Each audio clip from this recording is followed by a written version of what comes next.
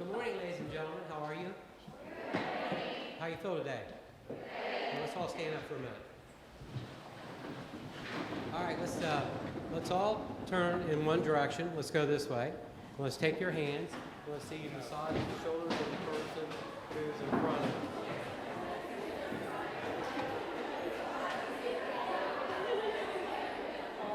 All right. I want you to concentrate. Where does it feel good to you? Give that same pleasure to the person that's in front of you. Go up the neck. There's more pressure in your shoulders than any other place in your body. You hold all your attention there on an ongoing basis. Go down the back, stay away from the spine. Go down the arms. Your arms are used each and every day with the God-given talents that you all possess.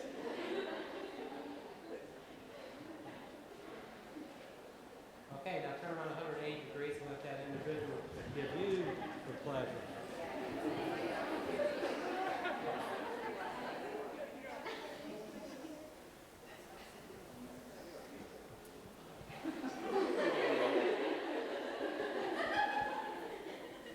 This guy is stiff.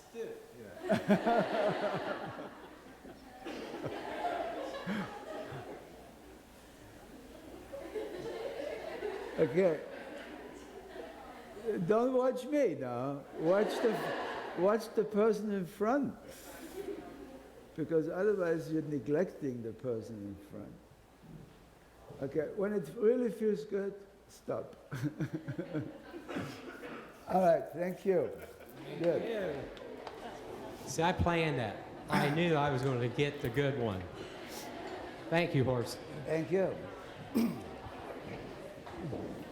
So, has Indy, Ryan, I'm kind of looking at you. Were they giving each other massage as well? Okay. Well, we have our sisters and brothers over in Indianapolis. Let's give them a big, big hand for being live streamed.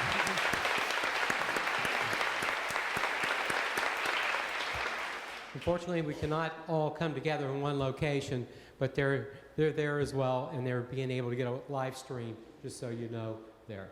A couple pieces of information.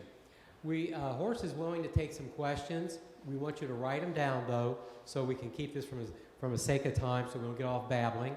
So write them down, and we'll hand and turn them in. We may take a break like halfway through it. Secondly is the fact that he also said he'd be willing to take some pictures as well. It's just we are on a tight timeline to get out of here, so it depends on what time we get finished and what we do have. I want you to know how honored and privileged Julie and I are in order to have this incredible genius in our room today. You know, my career started with a Fortune 100 company, and then I owned a salon.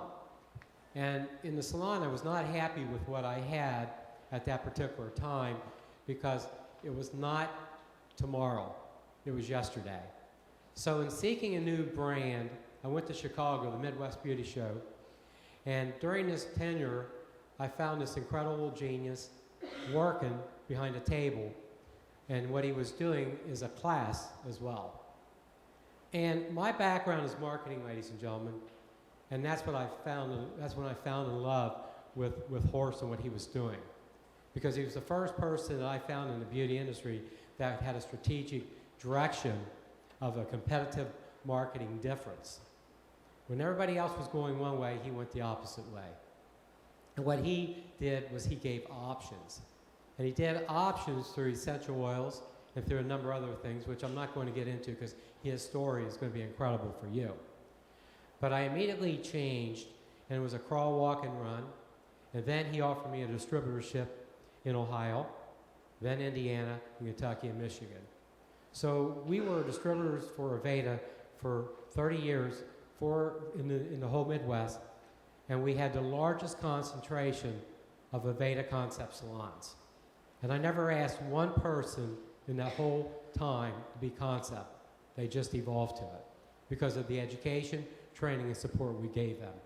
But it was only because of the leadership of this gentleman that I followed that path. We were complete partners. I consider him one of my closest friends, advisors, mentors in life. And I would not be where I am today without him. So I want to thank you, Horst.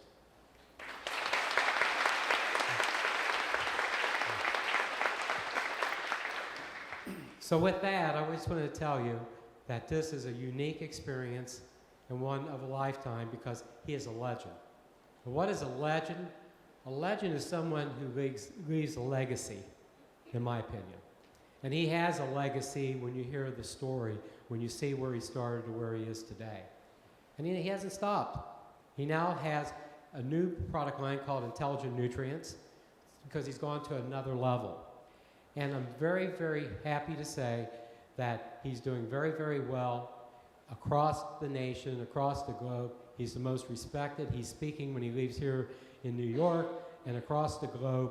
He's the most sought-after speaker in every cosmetic and hair care organization that's out there and giving seminars. So with that, please help me welcome the founder of Aveda and now also the founder and creator of Intelligent Nutrients, Horst Rechelbacher. Thank you.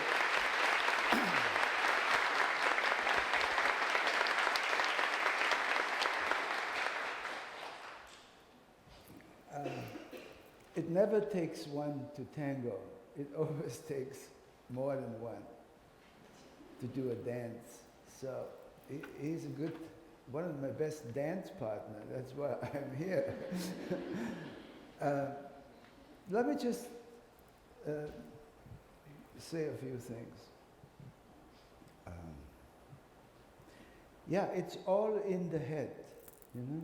This is why the head is so heavy. Because it's how you and I perceive that which is in the head. I'm just reading an interesting book who actually has been written by a friend of mine, is an MD. I'm very interested in, always have been,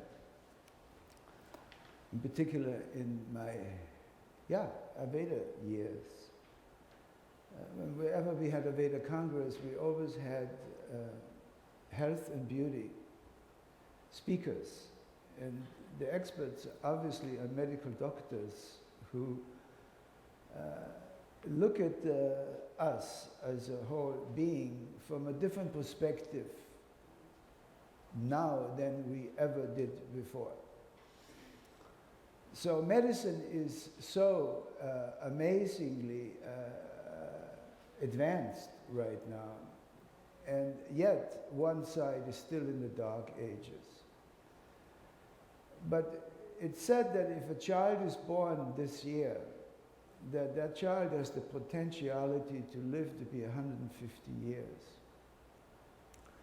And that's because of genetic understanding who we are as a being. And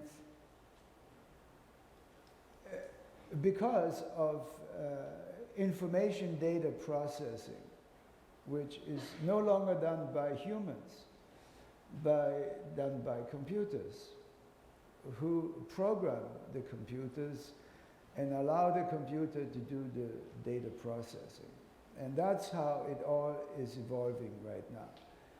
And it's not next year or the year after, it's like every 10 seconds a new discovery happens. And that's why you probably are interested in information, that which you should be. Because if you and I are not interested in information, then the brain gets bored. And if the brain is polluted, you are polluted, we are polluted, nothing works. So this is a book.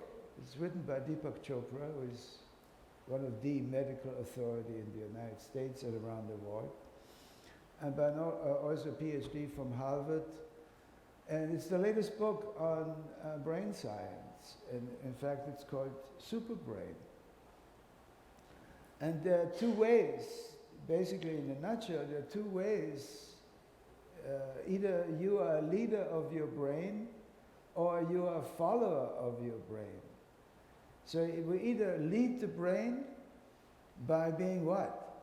Constantly in the search of innovation, constantly in the search of design creativity, constantly. You never talk to the brain, yes, I cannot. Because the brain is very obedient. The brain will do exactly what you ask the brain to do. This is the latest in science.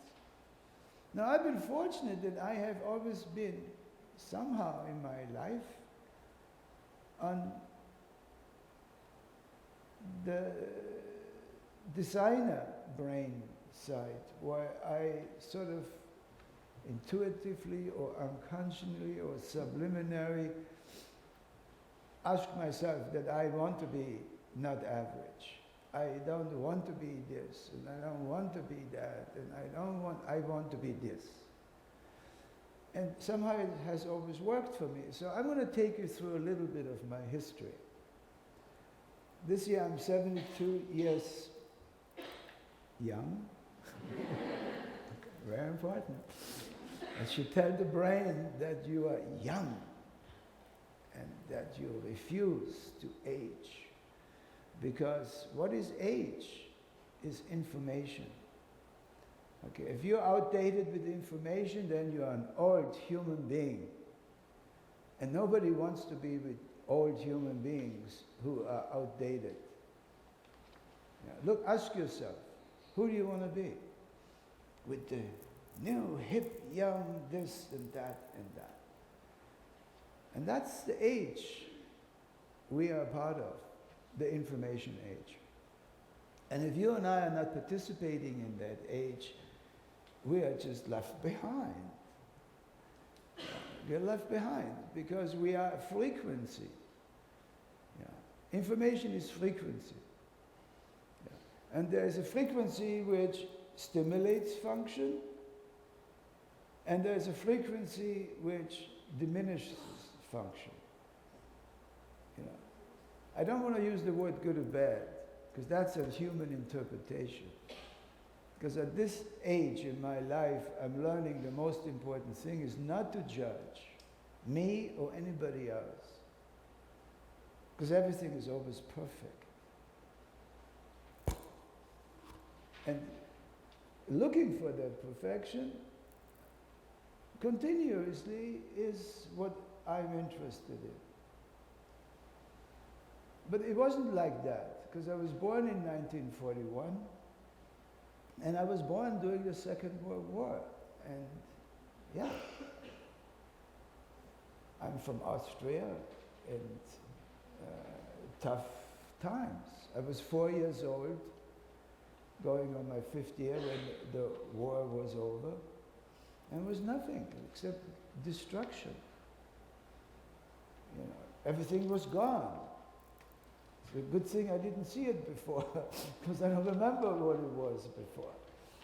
But when I started paying attention what it was all devastation. So growing up in devastation is probably the best thing ever happened to me. Because I wasn't born with a golden spoon, so to speak. No, I was born with having nothing. So we were inventive in those days because we always played with something.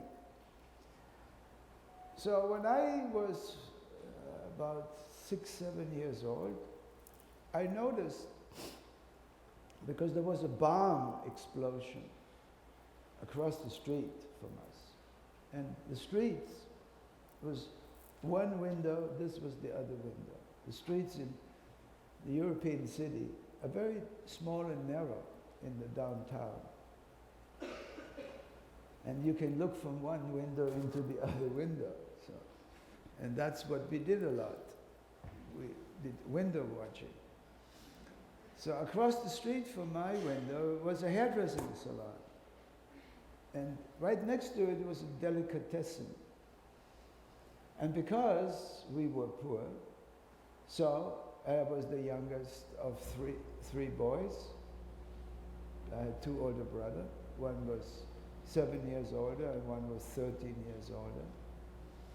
My mother was close to 50 when I was born. So I obviously was not a mistake, but nobody was expecting me. At least my mother wasn't. But yeah, it was like that.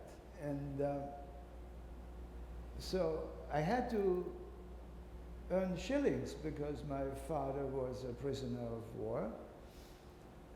And he was in Russia, in Siberia, in a prison camp. And my mother was a herbalist. She worked in an apothecary across the street. And we had to take care of ourselves. So I went after school every day to the delicatessen, and I did my chores. And one of the chores was to bring in the food from the cooler, because there was no refrigeration in those days. There was no ice boxes, frigidaires. It was a cooling room, and you had big ice blocks in the cooling room, big. And the food was stored there, and then that food was brought onto the display tables. And it was my job to always bring it out when clients came in, because in those days, the clients wanted to taste everything. Nothing was pre-packaged. Everything was cut, like that. So my job was, I was the food decorator, bringing it from the cooler this. And I was taught by my first master, my teacher, how to behave, how to treat the clients, how to say, "I kiss your hand, madame," to everyone who walked in. You didn't have to do it, but you had to say it in those days, because honoring the other side of you was expected. In fact, if you have bad manners, you were thrown out.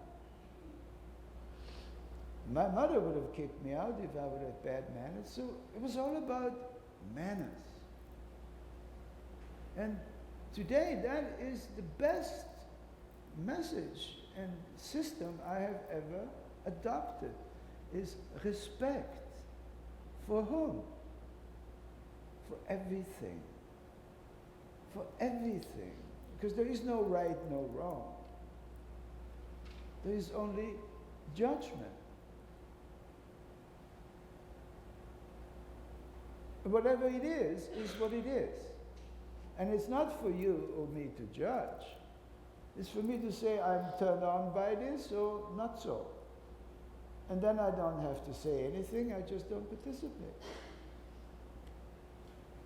So this is very important for me at this point, more than ever. Now, I wasn't always like that, because I was quite opinionated when I was in my early days. And I was, yeah. So let me show you a little bit about my when I started. And I was terrible in school. And one of the reasons my mother said I was terrible in school, because I was 4 years old, and there were the sirens went off. There was a bomb attack, because they were bombing towards the end of the war all the train stations in Austria, because they wanted to stop transports. So the train station from my house where we were living was only 1 kilometer, and that's a quarter of a mile, not too far. And the house across the street was full hit. And luckily we were in the basement, because when the minute the sirens up, my mother put me in a huge down blanket and brought me down into the cellar, coal cellar, because the whole house was heated with coal in those days. And yeah, something happened and I don't remember. But my mother said I was throwing against the wall from the air pressure. And the good thing I was in this down blanket, which protected me. But I couldn't speak and I couldn't hear for almost a year and a half. I was like damaged by the pressure, who knows. So my mother was very concerned about me because I was the youngest, and yeah, I couldn't speak and I couldn't hear. Which then I went to school, and of course I was terrible in school. Terrible. Absolutely terrible. I could not study. The only thing I was good at, I could identify plants. Because my mother took me to the mountains every weekend. She had a mentor up in the mountains. And I had to pick plants with my mother. My mother made herbal medicines. So I could identify plants, what they looked like. I couldn't remember what they were called, but I remembered what they looked like. And this went on.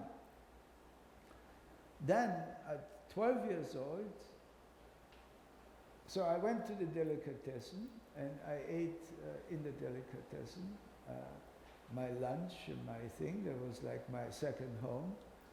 And after that closed at 6 p.m., then I went to the beauty shop next door, and I was assisting there. I was cleaning up the hair, and I was just doing chores. So by the time I was like 12 years old, I was already cutting my friend's hair. Okay. Because I hustled a scissor from some of the hairdressers. They gave me a scissor and a comb, and I mimicked, and I was cutting hair. And I was cutting my mother's hair, I was cutting my father's hair, we came back, and I was cutting everybody's hair. Without having a lesson, without anybody ever showing it to me that here's how to do it. I just photographed everything. So I have today, I should say, a photographic memory. Wow. Did it come natural? I don't think so, because I was pretty disabled. But I wanted to be. I had to be, because I had no choice than to be or not to be. So that, all of a sudden, decided, and then teacher, my mother, my parents, I had to go to school when I was 12 years old. We had a meeting, and they were saying, oh, Horst is not the best student, but luckily in Austria there's an apprenticeship system. So every child who is not going to go to college or to higher grade schools has to become an apprentice at 14. So what do you want to do? My mother said. And I said, I'm going to be a hairdresser. It was loud and clear. There was no choice, nothing. It was loud and clear. So at 14, I started my apprenticeship. And I was always sick in my childhood. Luckily, I had this woman who understood a little bit about healthcare and medicine. She always gave me things to take and that and that. And every time I had to go to school for an examination, I prevented that I was sick. I even created fever. I was so good in preventing that I created temperature. Before I created temperature, I was rubbing the thermometer, you know. Then my mother caught on to that. That didn't work. So I had to create fever. I made myself sick just not to go to school for examination because I was terrified to be examined. Imagine what kind of a terrible life I had at that moment. But it's a good thing because I went to the salon and there was this and that and I had my vision. So I already had my vision. I was going to become the best hairdresser there is. Was my vision. I had no idea how. But I got up every morning and I told myself, you are going to be the best hairdresser. And I only bought magazines. Well, I couldn't buy the magazine, but I went to the newsstand and I was going through it and then put it back. And I was photographing every hairdo, every beautiful woman, everything I attracted to. I photographed in my head. Then, the first week I was an apprentice, there was this first junior championship hairdressing. And I trained for about a month for it. And there was another apprentice, same age as I was. We both was the first year apprentice. And apprenticeship in those days were, was 3 years. 3 years. First year, second year, third year. And once a week we had to go to vocational school. We were learning math and bookkeeping and learning how to open up a beauty shop, how to become, because that's the program. Eventually you were trained to open up a beauty salon. And I got sick the first 1 week before the competition. 2 weeks before the competition, I got sick. I had a tonsillitis, then I had a kidney infection, and I remember being in the hospital. It was just me and another guy who had something wrong with his stomach. He was screaming all night long, and I was pretty sick in high fevers. They took my tonsils out, and I was bleeding with my tonsils, and I was in agony. This guy was in agony, and I know the guy was dying. He was an older guy. I know he was dying, and I made up my mind, this is it. I'm not going to die. I'm going to walk out of here. And I did. I walked out of there 2 days later. My tonsils healed, everything.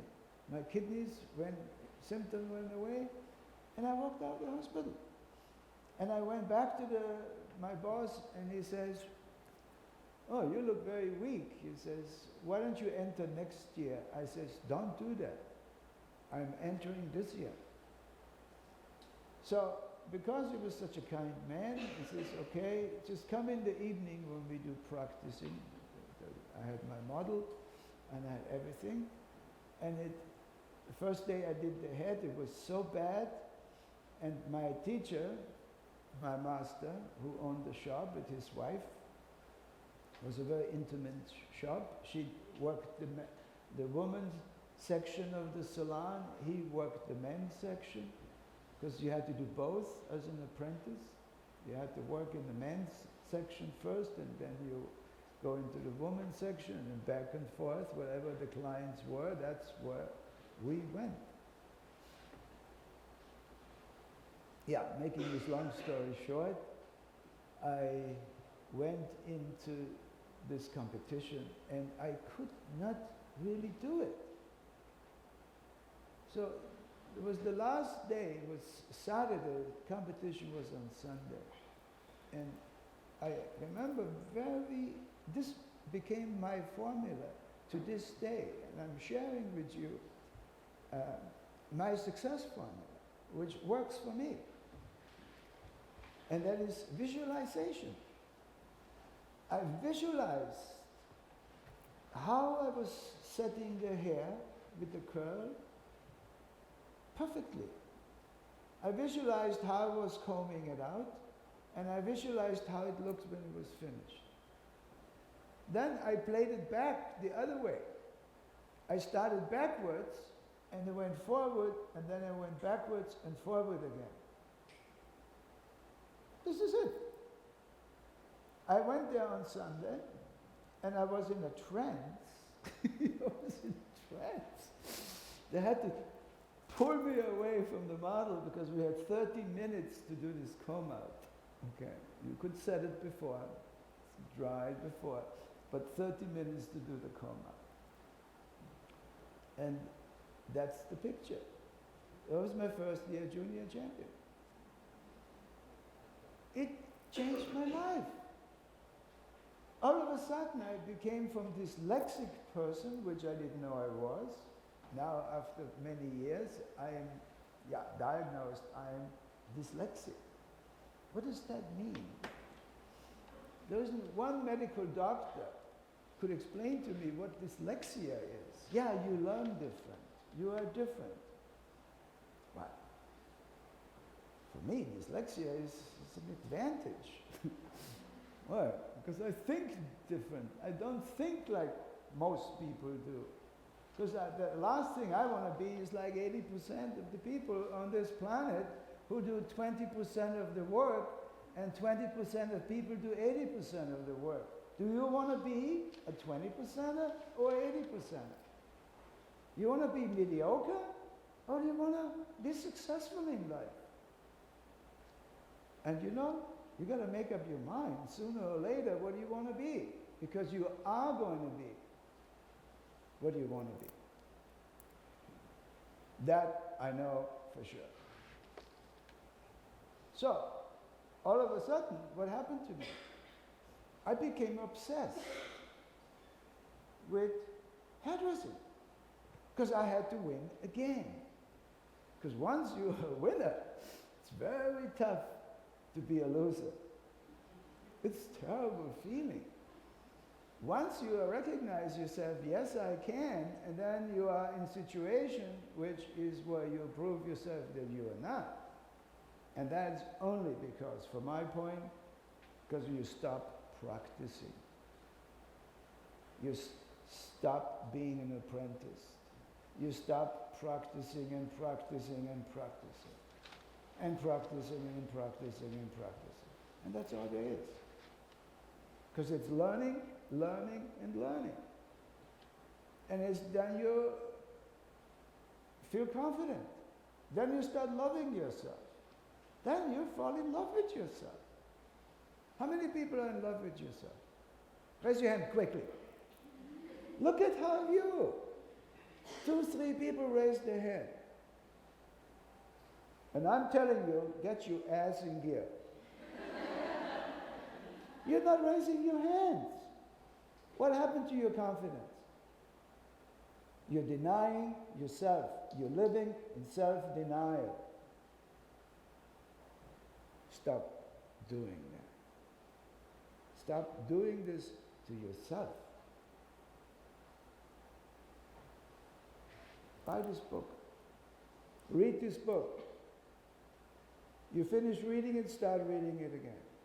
Then pencil in everything which is important to you and start memorizing it and start practicing it every day.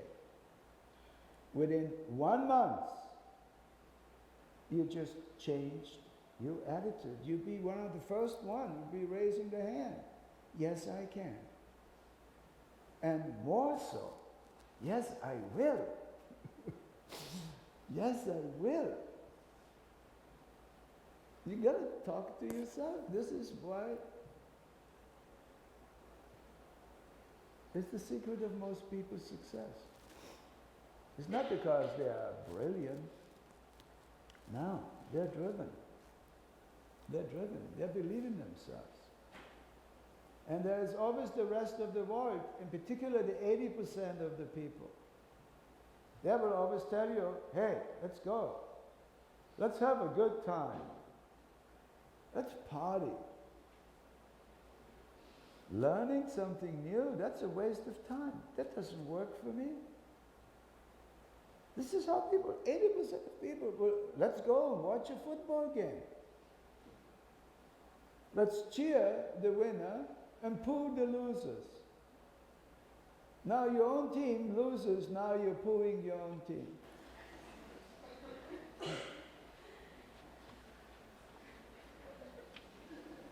So, practice, practice, practice. Second year, I practiced. You know, I lived on this beautiful mountain lake in Austria called Klagenfurt. There's nothing but beautiful mountains. Beautiful lake. Everybody went to the beach. I went to the hairdressing club. It was a local club. It was a master hairdresser. It was an old man. He had a little color studio for L'Oreal. And every Monday, because Monday the shop was closed, and Thursday night he had sessions. And he allowed people who were eager to learn to come, and he was teaching. And when I went there, he was in his 70s. I never missed a Monday. I never missed a Thursday. Never. In my 3-year apprenticeship. And that's why I was winning. I won 3-year junior championship. And the only way in those days to get noticed as a hairdresser, because we got paid really poorly. We didn't make a lot. Because the other side is judging you all the time. And who is judging? The customer is judging. He or she is in the chair and that's all they do. Is judge you how valuable you are for them. And if you don't have requests in your school for people, where people say, can I have Jan again? If you don't get any requests, you need to reprogram yourself and start doing that which is necessary to attract the other side of you. That's the principle of success. You've got to be attractive. Attractive means what? Do things which attract others energetically. Because it's about frequency. It's about frequency, it's about information, and information settles into chemical matter, and that's you and me. Chemical matter is our body. And then there is a component, which is the most magical component in the world. It's a drug which our body makes, you cannot buy. Medicine has been trying to duplicate that drug. Impossible to duplicate. It's impossible to duplicate nature. It's impossible to duplicate our body. It's impossible to duplicate the plant body. You cannot duplicate nature. We can only cultivate nature. Because every time we try to duplicate it, we make it toxic. Artificial perfume, toxic. The best I think I did for Aveda is brought in natural perfumery into the product company. Because that's the most active component in product, is the aromatic. That's also the preservative. That's an active component. Plants make it. We used to have a saying, our aromatics are made from plants all over the world. I'm still saying it because that's the fact. But there's a component which the body makes, which makes us feel terrific. And you know that component, you have heard it before. That component, the body only makes in the state where the self is fearless, where fear is not absent, not present. That's where the moment where you feel absolutely great because of something. Because of something you smell, you love. Because of something you see, you love. Because of something in your nature which you love. In that moment of perception of love, the body makes a miracle chemical, and that's called endorphins. Have you heard of endorphins?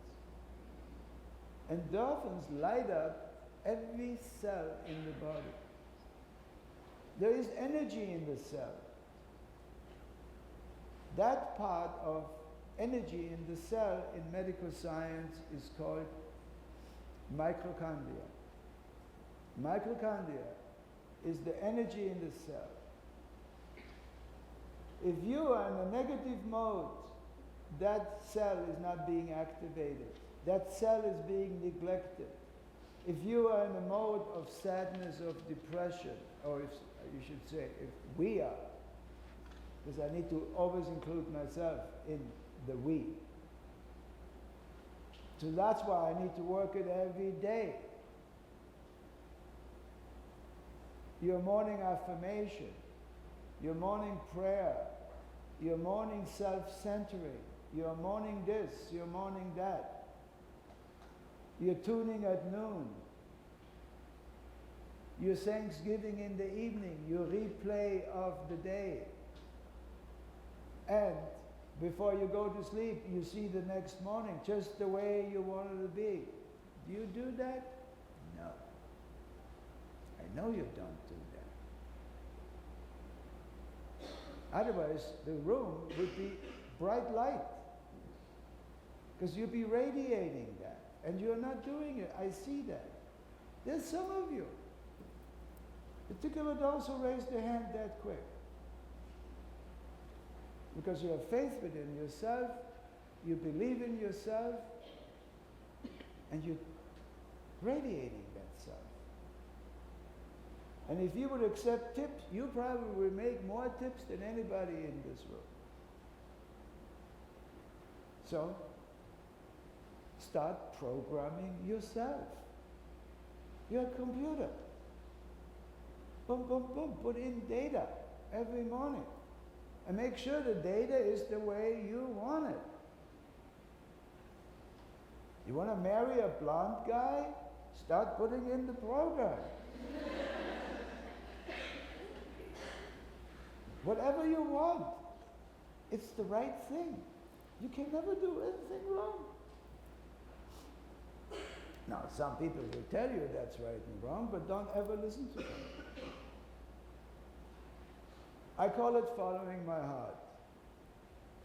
And my heart has to be pure and radiant. In fact, that's called enlightenment. Have a light heart.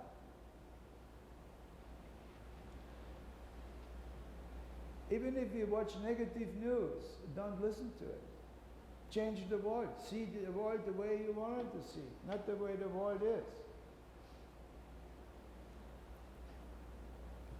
And practice hairdressing. Practice hairdressing. Be competitive. Watch the person next to you. See if the person next to you is the client smiling. See if your client is smiling. My teacher always used to say, don't listen to me. Pay attention to the mirror. Is the client looking in the mirror with you? Is the client happy? Is she smiling, or is they terrified?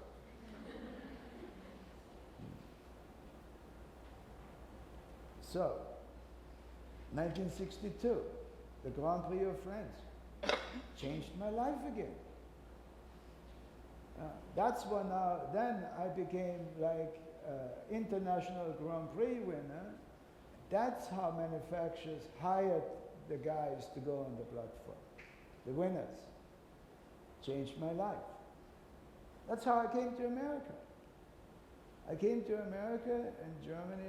I was working in Germany. My first job after Austria was Italy. From Italy I went to Germany. From Germany I went to London. I went back to Germany. In 1962 I won the Austrian prize. 1963 was I was the best than I ever was in my competition work. I won the Grand Prix, the Golden Hair Curl. I won the European Golden Comb. 93 I was cleaning up. And I was invited to come to New York to the International Beauty Show as a guest artist. I came to America the first time. And everybody in Europe says, you come to America, there is money on the street. And I used to look for the money and I used to pick it up.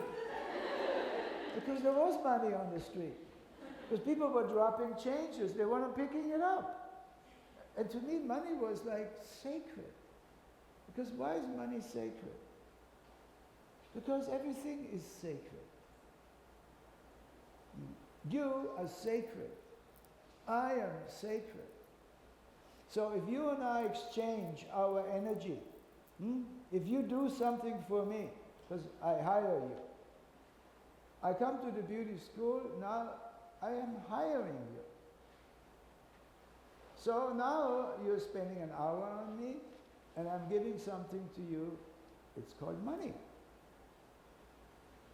So how do I get this thing called money, which I give to you? I have to go out and spend my energy. So what is money? It's an exchange of energy. Yours versus mine.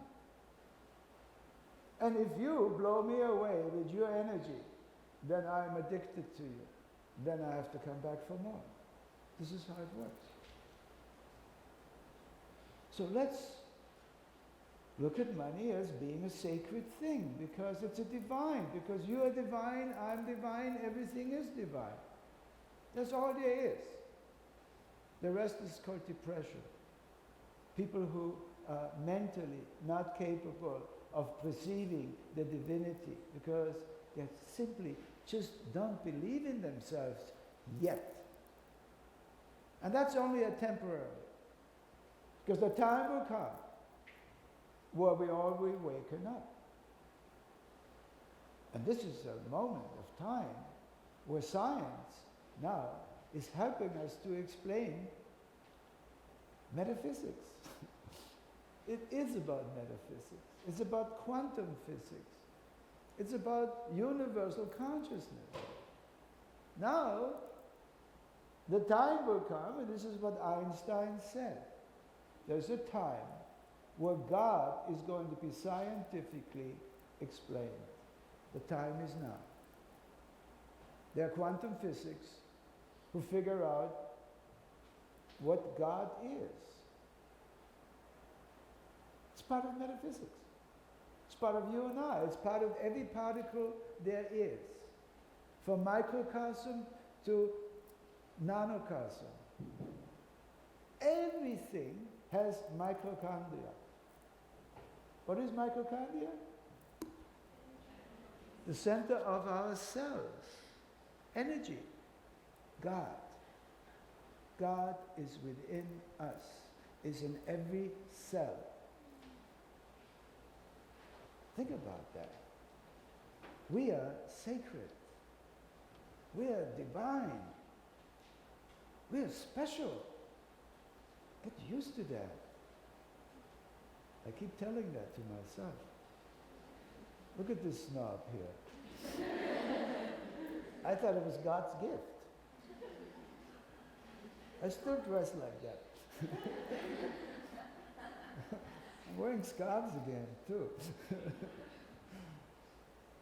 My first shop in Minneapolis. I had no plan to stay in Minneapolis, trust me. After I did the New York show, I had so much demand from hairdressers who wanted to book me for seminars. So, yeah, I was living in Europe, and let me tell you, I was living way above my means. I was driving a car I could not afford. I was dressing tailor-made clothes I couldn't afford, but I did it. And I was always paying my bills because I lived above my own means. Because why? Because I always thought I deserve it. I always thought I deserve it.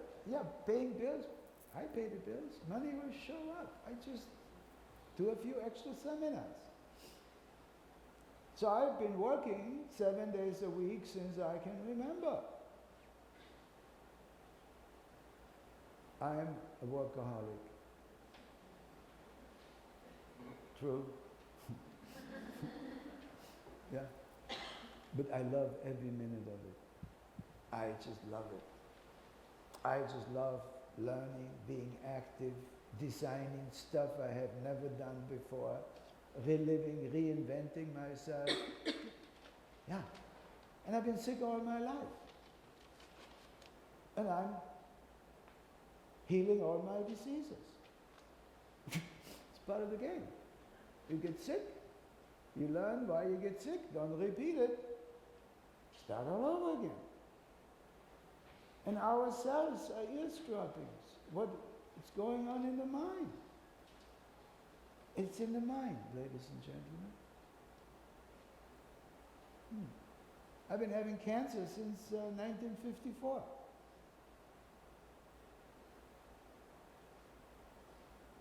Big deal. Big deal. So, what do you have to be? Number one, fearless. Number two, inventive, redesigning, reprogramming, rebelieving in that origin of belief. Never give up your divine beliefs. Never. No matter how tough, how difficult it becomes. Never give up your sacredness. It will depress us.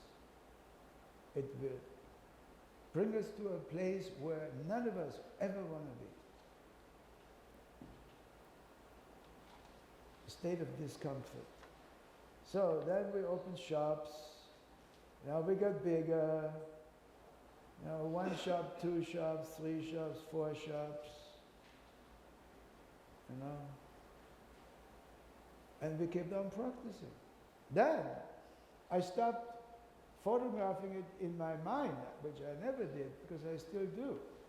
In fact, every one of you, I'm looking at your hair, and while I'm looking at your hair, I'm figuring out how was it cut, and how I would rearrange it. So if you be my customer, I'd be looking for a customer, I'd be going up to you, and you are already my victim. And I target into your victim, and I will say to you, I love your hair. I have a great idea. I say, your hair looks good, but I have a great idea. What? You gotta come to see me. I have a great idea. And I will not shock you. I will promise you, you will love it. Here's my card. You pass out cards. Do you have cards with your name on it? If you don't, take the business card, write your name on it. So you have cards, because they're at the front desk. Learn how to recruit customers. How do you recruit customers? Wherever you go. Wherever you go. You talk about yourself, what you can do for others, and what a great idea you have. And I will tell you, about 80% of people will take you up on that. And that's how, when you leave the school, that's your job, to recruit and to start building your business. And you never stop doing that, wherever you go, wherever you are. And exercise every day. Get in shape. Because if you're not in shape,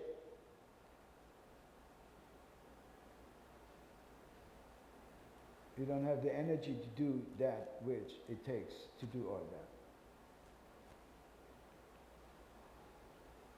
So you look at my work, it's everywhere. It's totally minestrone, which means everything. I don't have a style. I try to do style which, but I do have a technique. You know, I have a technique, and my technique allows me to do all styles. I call it the classics. You know, if you're a classical musician, you can play jazz, you can play anything you want, but you gotta know your classics. And you're probably one of the best places in America to go to school here, because you're being taught the classics.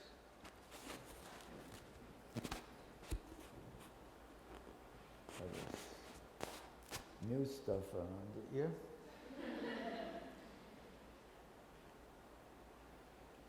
So, what else is new? Everything comes back. If you're like my age, everything comes back. You know how many times I've seen the bob coming back? Look at how many bobs I have in here. Then you know how to braid, you got to know long hair, short hair, you got to love hair. Gotta love hair. And the only way you're gonna love hair is by being good at different hair. You know? Because if you don't love that long hair, you're not practicing enough long hair, and you will never love long hair. And then the clients who love long hair will never come to you.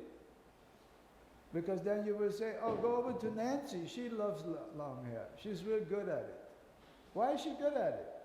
She practices more than you do. That's it. So I don't believe in talent. When people say, oh, he's so talented, or she's so talented, I don't believe in that. I believe in one thing, and one thing only. To be or not to be. Desire to be.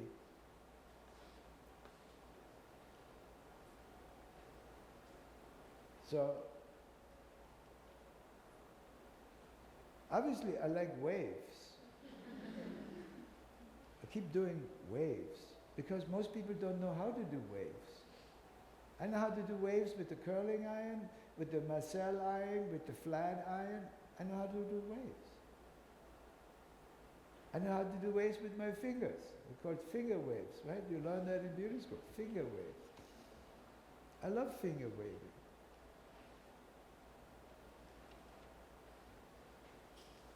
And then I start buying a camera.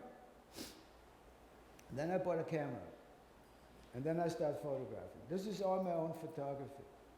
I start photographing in like 2 years after I came to America. I start photographing. Because I used to be a photo stylist. I worked with some of the most famous photographers in the world. I was doing their hair. And then later I started doing makeup. I'm a great makeup artist. In fact, I'm one of the best hairdressers there is. Do you believe that? I believe that. I believe you're one of the best hairdressers there is too. Do you believe that? Yes. Ah, we're making progress here. Thank you. Thank you. Is it boring what I'm saying to you? No. Keep massaging each other.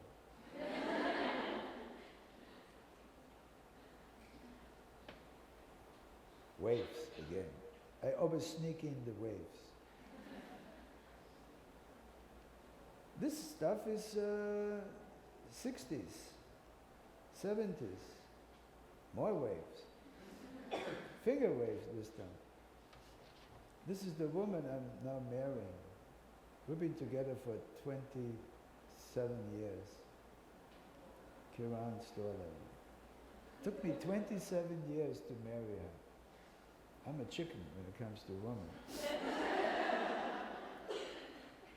It's my second time around, so it takes a little longer the second time.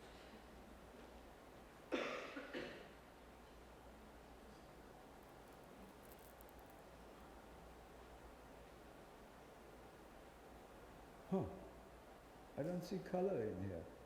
Well, I see there's a color, but I love to work on highly textured hair. And when I came here, people were like hairdressers, oh, I don't know how to do that. And I go, what a challenge. I love to work on highly textured hair.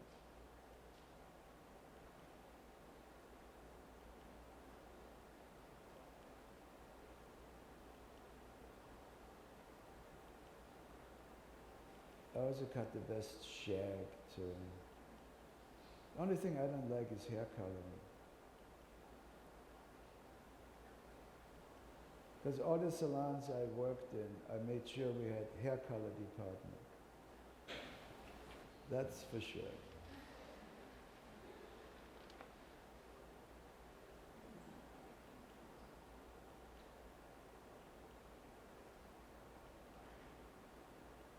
So when you're a photographer, okay, you become a student of your own work. And what, you know, you have to invest in this instrument. And you should invest now. And get a big one. Don't get the mini stuff, and I'll tell you why. Because this is your communication tool. This is you. This is me. Everything is about me in here, what I have ever done, or the things I want to do is in here. This is my teacher. This is my past and my present and my future. Everything is in here. I put everything in here. And you gotta have it. And then you put times and dates to it, and then you tell your friends about it. You know, this is all the stuff. And it keeps on going, you know, then you become the photographer. This is a camera. Okay? So whenever I would do a client, whenever I travel, I was just in Europe for 2 weeks. So here's my European library.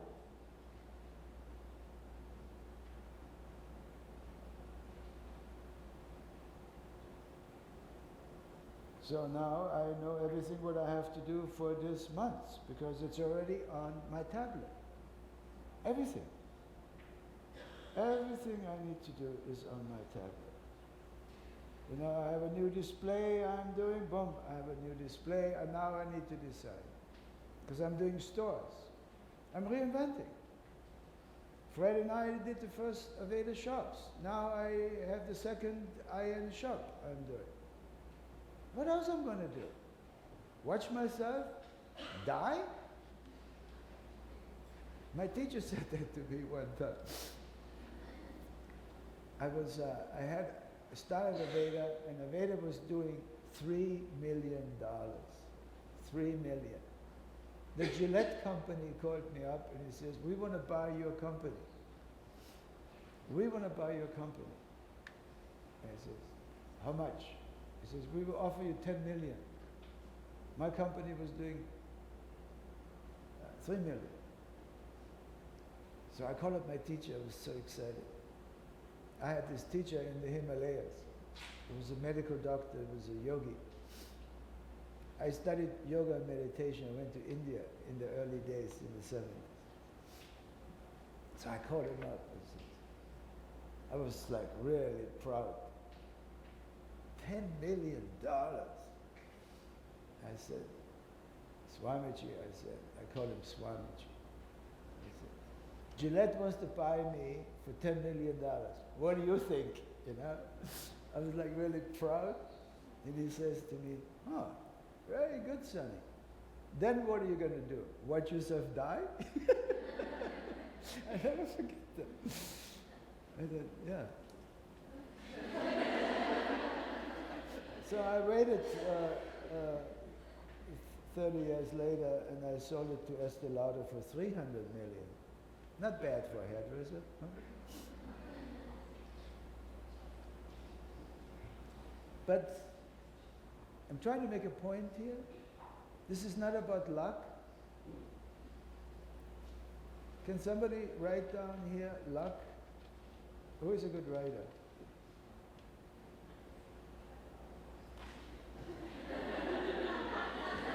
Write down luck.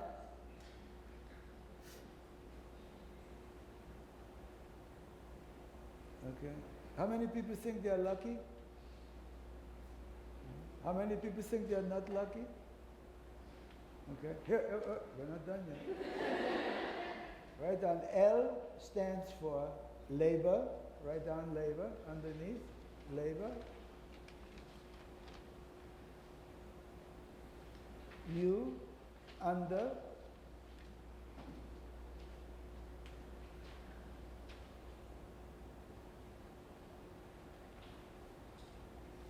Control.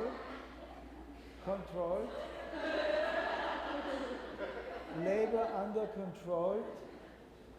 And K, knowledge. Okay?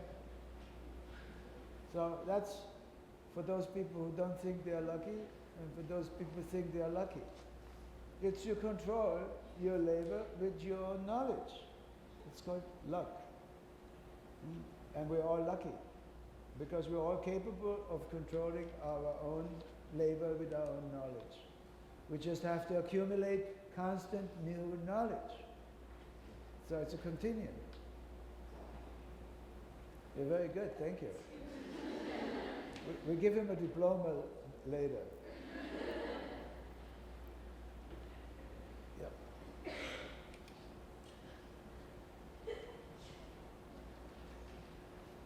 This is the best. You want to meet my therapist? I pay for my therapist. In fact, I have a whole team. But this is my favorite.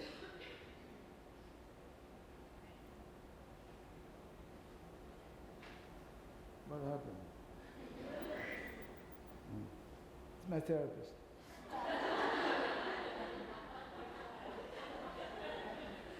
Hello? What happened? They keep trying to sell me new ones. Where are you? Oh my God. All right. Okay. Horst, I love you. Horst, I love you.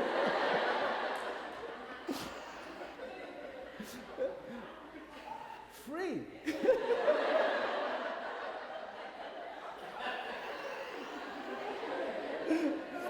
You gotta get yourself an iPad, please. So here's what I would do.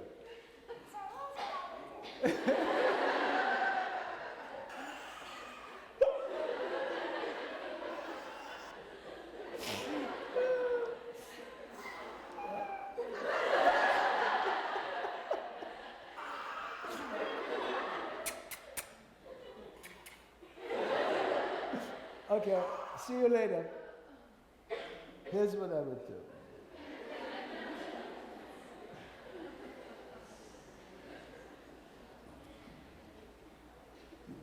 I will take your picture, okay? If you're my customer, the first thing I do, first I give you the tea and I give you the coffee, organic, whatever, and I make you comfortable. Then I take you in my chair and I will say, let me take your picture. Boom. So I take a picture before. And then I do all my time wheel, the education and all that. And then when I'm done, I take the picture again. And then I will teach them how to use the hairbrush and how to spray the holding spray and how to hold it with the blow dry, and I will teach them all that. And then I will write in there the prescription I used to, everything I do is in here. And then I put the person's name, her email address or his, and then I will send them an email the next day and I will say, it was the greatest pleasure to meet you and to serve you. And I can hardly wait to see you again. And I suggest to come to see me 6 weeks from now. And I will email it to her or to him. Try that. You'll get a lot of dates. Yeah. You may even marry some of them. Make sure they have, well, you know what you want. Do you get the importance of this instrument? I can't live without it. I can't live without it. I have everything in here. Everything. My artwork. I'm taking my picture here all the time. Be careful with that. So, get a big one. Don't get these mini ones. They have now everything smaller, mini. You can't. No, you got to have a big screen. So when the client take a picture of the client, it looks good. In our new studio, I even have a area which is a photo booth, where it's lit nicely. So you put a client in there and you get a good picture because it's lit so nice. And then the before and after really, the before you take on your station, the other one you take. Or if it's nice outside, take him outside where it's good light. Yeah, in fact, we should bring in a photographer here and teach you how to make quick pictures. That would be a good session to have. So simple to be, boom, take a picture. And then you have a record of you, that's your customers base. And you have a customer base. This is the most important thing, have a customer base. It's your bread and butter. And then you talk to them all the time, ask them if they give you the birthday, send them a birthday, email message. It's all free. We're living in an age of information and it's free, except the instrument.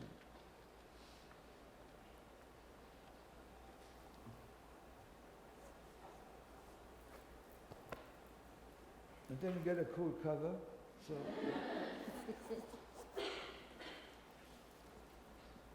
it's the year of the dragon, by the way.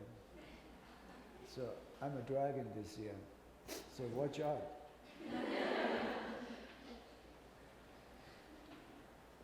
I just may recruit you. I'm always looking for people who want to work with me. Except I'm the toughest employer you will ever have. Because you have to practice all the time. Because I'm practicing all the time. So you have to practice with me. I wear people out. I never wear myself out. I get sick once in a while. I do get sick. So, waves, more waves, more waves, more waves. This is all the stuff pictures I took, You don't have to be, it's so easy. And the more you practice, the better it gets.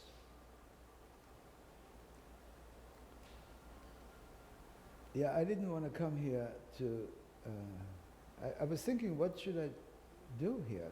So, I think the best way is to tell you what works for me. And because you are just like me, it may just work for you. In fact, we are alike. Except biochemically we are different. Culturally we are different. But underneath all that, we are pretty much alike.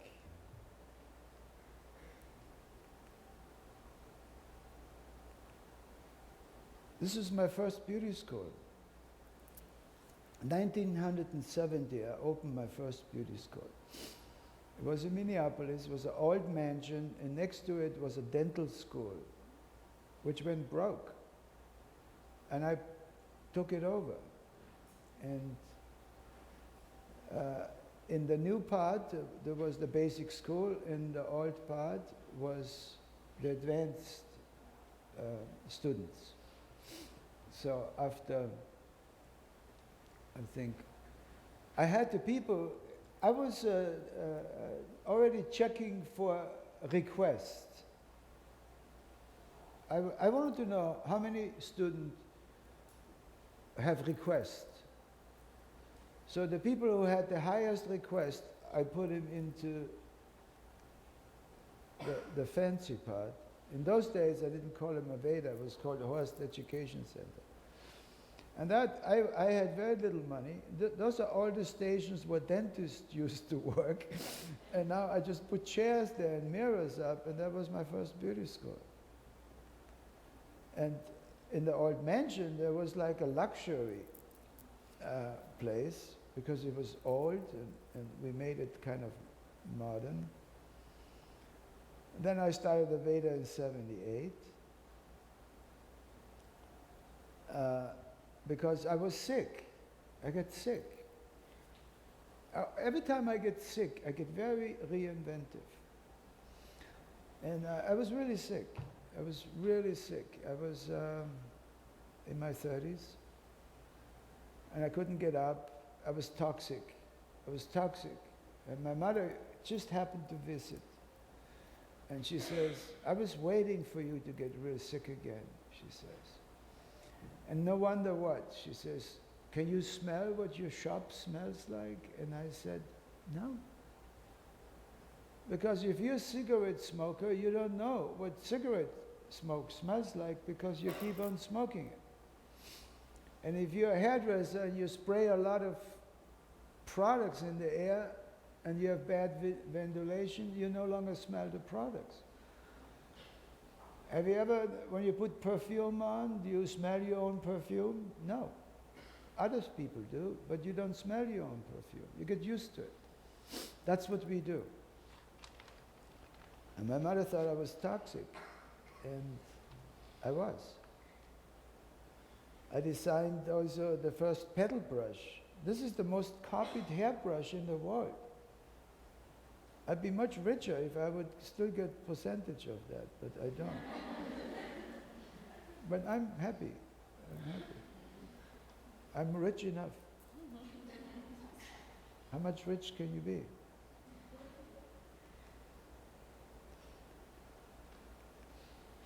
This is my first product here.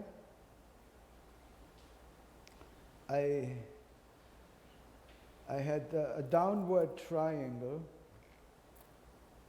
as a logo, and Aveda was on the side, and next to the logo was a flower, and it actually was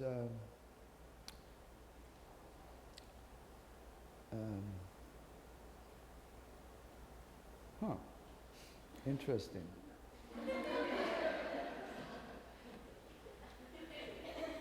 Comfrey flower. And I got my first distributor, and I went into the South. Edwin Neal distribution in the South, in Louisiana. And I was teaching seminars, and I had maybe a group like this, and I was introducing my products, and I was saying, this is all herbs, and we don't use any synthetic aromas in those days. In fact, that's the product I had when we met, Fred, right? And I had the herbs out, but there was a downward triangle. And I chose a downward triangle because I began to study in India traditional medicine. See, I have a pretty good medical background. That's why I can talk to doctors very well. That's why I know how the body functions pretty well. And because I'm still a student of medicine. You know, once you study medicine, it's just like I'm a student of hairdressing, I always study. So it never ends. So, you know, I wanted to know, and so I chose this downward triangle because the downward triangle is symbolistic for the Mother Earth. You know, it's vaginal, woman, feminine, is downward. Masculine is upward triangle. This is symbolistic. There's a book out on universal symbols. It's interesting.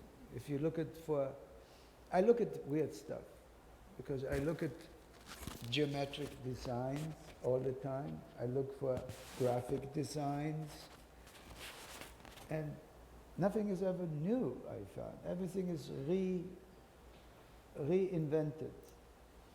So from that point, it's not new. It's just, it appears to be new because now we are looking at small particles like we never did before. The new science is small particles. In fact, they're called nanoparticles. They are 100,000 times smaller than microns. So they're very tiny, they go right through us. L'Oreal, they have now nanoparticles. You've got to be careful with nanoparticles because if they're toxic, they're really poisonous quickly. With microparticles, they took a while to penetrate. Well, you can inhale them, you can absorb them through your nose, particles, because that's what we do with particles. Now we have nanoparticles, small, very dangerous, unless they're nutritious. Nutritious small particles become available to our cells very quickly, so they're very efficient. So small particles. And it's the same thing done with information. They become smaller and smaller so they can feed the computers and they can spit it out much quicker than humans can because of data processing. So life is definitely going to change on this planet. The other thing which is new is sensory instrument. In fact, the iPod is a sensor. Your cell phone is already a sensor. It senses you where you need to go. Okay? When you ask a question, I need to go to this address, and it's sensing you and it's taking you there. They're called sensors. The new sensors which are coming to the market, they're already the wristbands. They document your sleep pattern. You know, most people don't sleep deep because they're stressed out, they're worried. This is who we are as a society. We are a total stressed out society. This is why every one of us in this room will have cancer in their lifetime. You're realizing that? Or heart disease, or diabetes. So we're going to get it sooner or later. It's what we do with it. And all diseases will be managed. They will be managed with new technology. Early detection, sensors. You get scanning, and you will get a breast scan, and they will tell you before the cancer is even shown up. That's early detection, so you can prevent. So this is why we're going to live longer. And if we have organs failure, then we have something called human stem cells. We can grow new hearts with stem cells. We can grow new skin. Hair coloring will become obsolete because you will have stem cells injected. It grows new skin, grows new hair. No, there'll be no baldness anymore. And the color you will have will be the same color you were born with. It's genetics. This is now. This is going through FDA approval. Grow a new bladder, grow a new pancreas. This is right in front of us. Amazing what's happening in science. But people are still depressed. Why? Because we are not feeding ourselves with the right information. And the brain is eavesdropping what's going on in your internal dialogue. It's your internal dialogue you need to pay attention to, and I need to pay attention to, so that we guide the dialogue which is growth-orientated, not depressing, where life is full and whole, not empty. The cup isn't empty, it's half full. Half full isn't good enough. It's full. It's not half full, and it's definitely not half empty. So this is learning how to listen to oneself and talk to the brain, because the brain needs information. And you are the director. You're the actor. We are everything. This is what medical science is helping us to understand. And stay off drugs unless you really need them to take a bridge from one state to the other. Sooner or later, get off drugs. Take herbal tea. But make sure it's not polluted with insecticides, pesticides, herbicides, and fungicides. Our planet is in deep trouble. It's called global warming. I'm a farmer now. I'm an organic farmer. I farm. Why did I become an organic farmer? I've been selling organic products. I didn't know anything about soil nutrition until I became an organic farmer. I started farming 12 years ago. Now I understand soil nutrition. Now I have respect for the soil. Now I see God in the soil. I see God in every living organism. I see God everywhere, within every one of you, me, and everything. It's divine. But we also have a genetic responsibility to save the future of this planet. The earth doesn't belong to us. We belong to it, and we're borrowing it from the children. Your children and their children. And life is changing. So now we need to clean up our own bodies first. When you start cleaning up your own body, so then you become an environmentalist, and then you look at the greater body called Earth. But you cannot clean up your own body until you become selective what you put in and onto your body. Logic. Very logic. 90% of people have no idea that this is possible. 50 million people in America have no food on their table. We have 300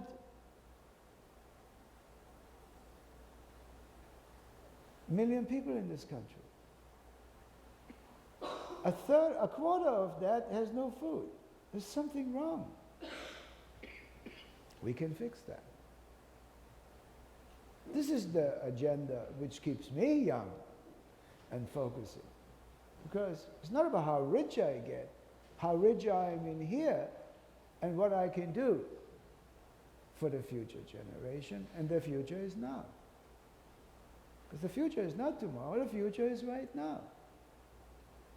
My future and your future is right now. So, let's make better hair care products. Schools, that's my second school. I always took old buildings for some reason. Yeah, because they were cheaper, I thought, until I started remodeling them.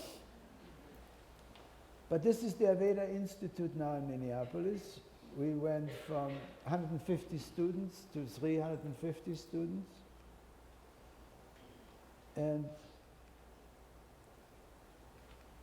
we added skincare, then we added makeup. 88, we launched makeup. I did this girl who looked like Marilyn Monroe. Then we opened the first store in 1988, Madison Avenue. Everybody thought I was nuts doing a shop on Madison Avenue because my distributor thought I was really doing something terrible because Aveda was a hairdressing company. But I was making perfumes, I was making products which hairdressers weren't selling. So I had to open my own shop. And that, which I call being a rule breaker. Break the rules. Don't do what everybody does. Do things which very few do. But do things which will grow in the future. See the future by seeing the now. Be conscious, be present. This is all the things I tell myself on a daily basis. Be conscious, be present, be compassionate. Love everything, love everyone. Don't discriminate. Don't. There are no ugly people in the world. There are just depressed people in the world. That's the only thing. And you got to have compassion for the people who are depressed. So then we opened the first institute in New York. Then we did an environmental film festival because we were talking about bringing consciousness to the hairdressers. Because hairdressers by nature of the profession, is quite toxic. Cosmetics are very toxic. They give breast cancer, they give cancer to people. Our industry is notorious not to be clean. I already known that for a long time. So standing up and connect. This is what we did when we started this morning. Stand up and connect. It's above and beyond giving a shoulder rub, okay? Shoulder rub sounds good, it's fun, but go into deep. Why do we need to connect? Why do we need to network? Why do we need to create relationships? Okay, so we go into a little bit more of the now, okay? This is me. I just had my blood tested, and I am loaded with mercury, I'm loaded with lead, I'm loaded with all that stuff I never thought I would have in my body. How did I get it into my body? Well, we all are toxic in this room. If you would have your blood tested, and I encourage you to do it, because it will help you to detoxify. In fact, detoxification has to be not just once a year, it has to be a daily process. So, we are toxic. We are loaded with flame retardant. Do you know flame retardant? Do you know that we are loaded with flame retardants? Every fabric in the United States, from your child, firstborn child, to the first diaper you buy, has flame retardants on it. We have become obsessed with safety in America, and insurance companies and lobbyists and the chemical companies make crap for us and force it on us, and none of us know what's on clothing when you buy clothing. None of us know what's in cosmetics when you buy them, because you can't read the labels, because you don't know what those chemicals mean. And the law is you need to put the chemical names on products. And you cannot pronounce it, you have no idea where they come from. But this is a fact. So we pollute the soil, the way we grow food. We do it with insecticides, pesticides, herbicides, fungicides. If you pollute the soil, you pollute the water, we're killing the living organism in the soil. Now it becomes atmospheric, and now we have global warming and bad air. The newborns are born.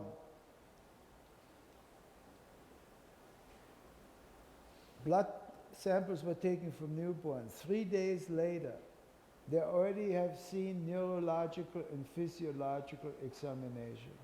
It affects the baby. Why? Because the mother is polluted. And the baby feeds through the umbilical cord, and that's how you feed your newborns. Cancer amongst children up to 6 months is up 135% since the 1970s. Things getting worse. In the US, this is the latest cancer report from the government. It's 240 pages. It says more than 800 chemicals are on the market in the United States to make consumer products. More than 80,000 chemicals. And every year, exposure to insecticides, herbicides, fungicides, chemical linked to every cancer there is. So recommendations, stay away. So this is why I am here today, to talk to you about chemical ingredients. This is why organic is the most important thing today. This is why you need to shop organic. This is why when you're planning to have babies, you need to go and buy organic food for the simple reason, the absence of insecticides, pesticides, herbicides, and fungicides. They are designed to kill organic life. They penetrate the male sperm, the female egg, and are us on a cellular level. They're killing agents. And we grow food. It's mad. And nobody knows and nobody pays attention. Or very few. This is all changing. Consumers are angry now. Cancer victims are angry. They want to stand up. Cosmetics. The average woman uses 25 different care products. They're linked to cancer, they're linked to birth defects, they pollute not just the mothers, but they pollute the newborns. This is well documented today. I want you to listen to this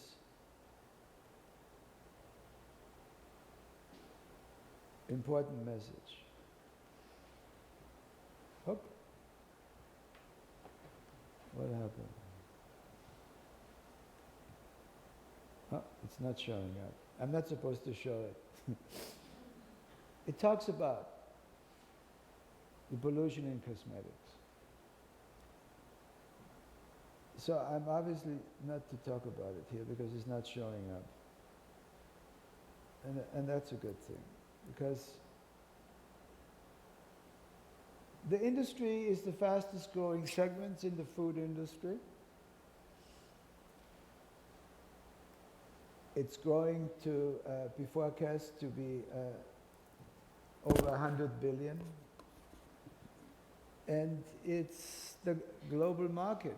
And US is leading in this market by more than 50%. So, but we're also making foods which are genetically altered, which you heard the word GMOs, genetically altered foods, where they lie to the farmers that they have to use less insecticides, pesticides, herbicides, which is a lie. And now the new thing is natural gas, better than coal. It's another lie. It's called fracking. When you frack, you use silica, which is a sand, extremely fine, extremely toxic. So the people who work to do the frackings end up with respiratory diseases, lung cancer. Then the fracking fluid has more than 600 chemicals which are all extreme carcinogens. And when you frack, you go into the groundwater and pollute the groundwater from the bottom up. So between insecticides, pesticides, herbicides, and fungicides, and fracking, which is natural gas, they call it natural gas. And yeah, it comes from the earth, but it's a toxic gas. So we have to roll up our sleeves. We have to become conscious. We are consumers. So this is the big industry change. So I'm a farmer for a simple reason, because I wanted to learn. So I have 600 acres and I grow things, and I do it responsible. I do it with solar power. We drive electric vehicles on the farm, and yeah, we grow it in greenhouses. Rose oil is one of my favorite oils. Very expensive, so I'm growing that. Other species.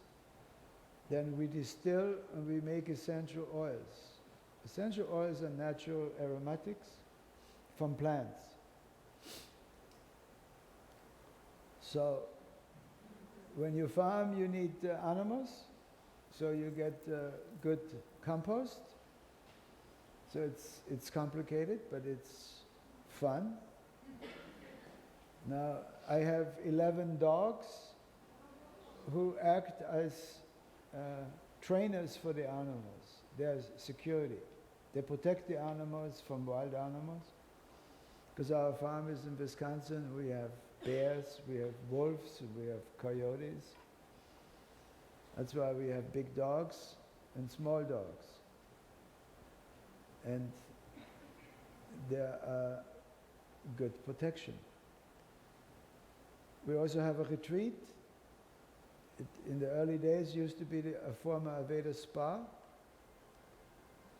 It's on the St. Croix River. One side is Wisconsin, one side is, and we do retreats. We call our new company the IN Network, Intelligent Nutrients Network, and we are small force, but we are good. We make the best products in the world. Nobody's doing what we are doing. Nobody's as committed at this point in the range. Every product we make is certified organic. What does that mean? That means it's food grade. Cosmetic doesn't have certification. There's a certifying agency in Europe. They're called EcoCert. And some companies use EcoCert in cosmetics. I don't. Because 10% of ingredient, organic, you can get EcoCert label. It's a phony certifier. In fact, in organic, there's no cosmetic label yet, only the food label. So if you use USDA, United States Department of Agriculture, that's the seal. And it has to be certified organic. It's strict, and we make products for everything. We can't use aerosols. You know, it's very tempting.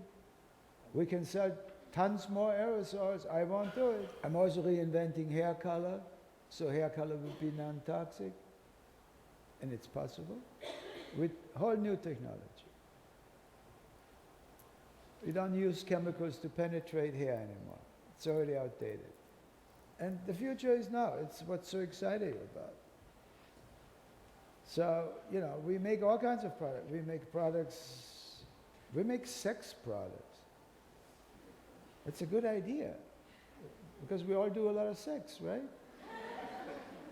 Anybody knows there are some responsible, organic, certified sex products? No. That's a real smart thing to do from a business point of view. Just encourages you to have more sex. That's a real good thing. It's having an orgasm is part of enlightenment. The problem is most people don't get one because they're too stressed out. It takes stress relief. It takes distress. It takes yourself to become holy so you can get the higher level of spirituality, which is it's an orgasm. It's a spiritual blessing. Nobody wants to talk about that. I'm a little bit different. So I make products for that. I make the first organic lip color. I have the first organic certified perfumes. Why do I do organic? Okay, look at this picture. Those are common herbs. I grow peppermint on the farm.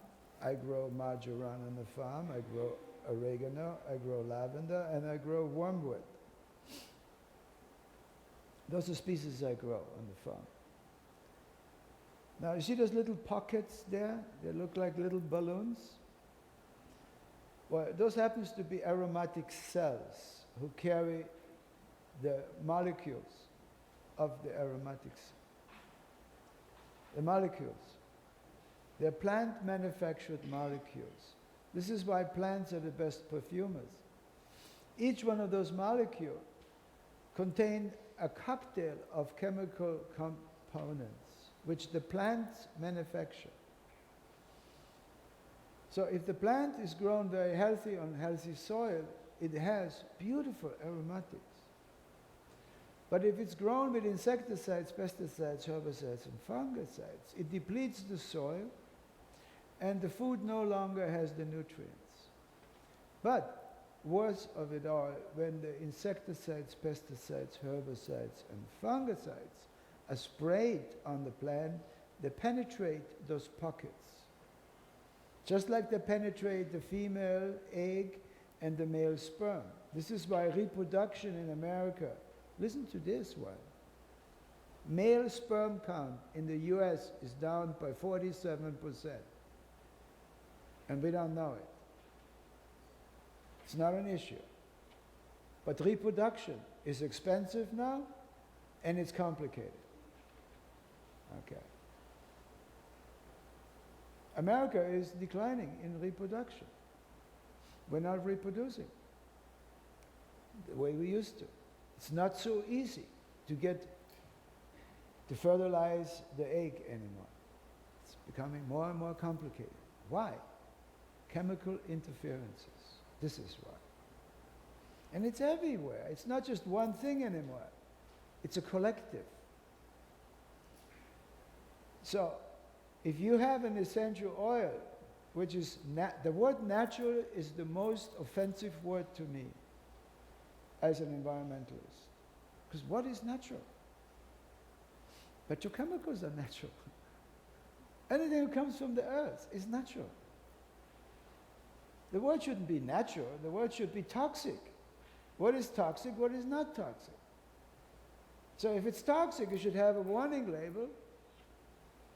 You know, you buy a cleaning detergent, underneath your sink, what do you have? You have a skeleton on the label, right? Toxic. Keep it away from children. They don't do it on cosmetics, they only do it on cleaning products. That's really outdated. An artificial aroma is toxic. An artificial flavor is toxic. Anything man-made is toxic. You cannot reproduce nature. It's impossible. The only thing we can do is cultivate nature. So, natural essential oils, they're not natural. They're already polluted. Because chemicals enter those pockets and alterate the chemistry of those oils. They are already toxic. It took me a while to learn that. And thank God I became an organic farmer. I would have never looked into those pockets. And thanks to nano microscopes, now you can blow it up. You can see what's going on inside us, inside our cells and so. Our cells look very much like it. Ingredients in fragrances. Nobody lists those ingredients on the label. None of this is listed. It says fragrance. And fragrance is supposed to be a top secret. There are 32,000 chemicals used in artificial fragrances. It should have warning labels on, like cigarettes do. And it will. It will. Because there's a movement out there, and it's led by intelligent people. I encourage you to become part of that movement, because you need to preserve your offsprings, and that's a good reason. And you need to preserve yourself. You can extend your life if you become a good, intelligent shopper.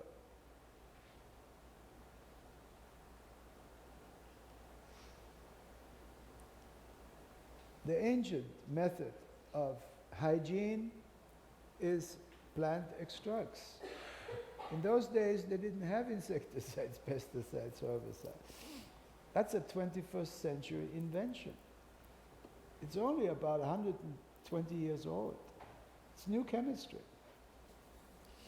We have done more pollution in 100 years than we have ever done throughout history of this planet. So, you see a doctor there next to me. This was the early days of Aveda. His name is Dr. Jean Valnet. He was the first person who pioneered aromatherapy in America. Fatigras was his colleague. There were two people at Montpellier University in France. And yeah, they changed modern perfumery.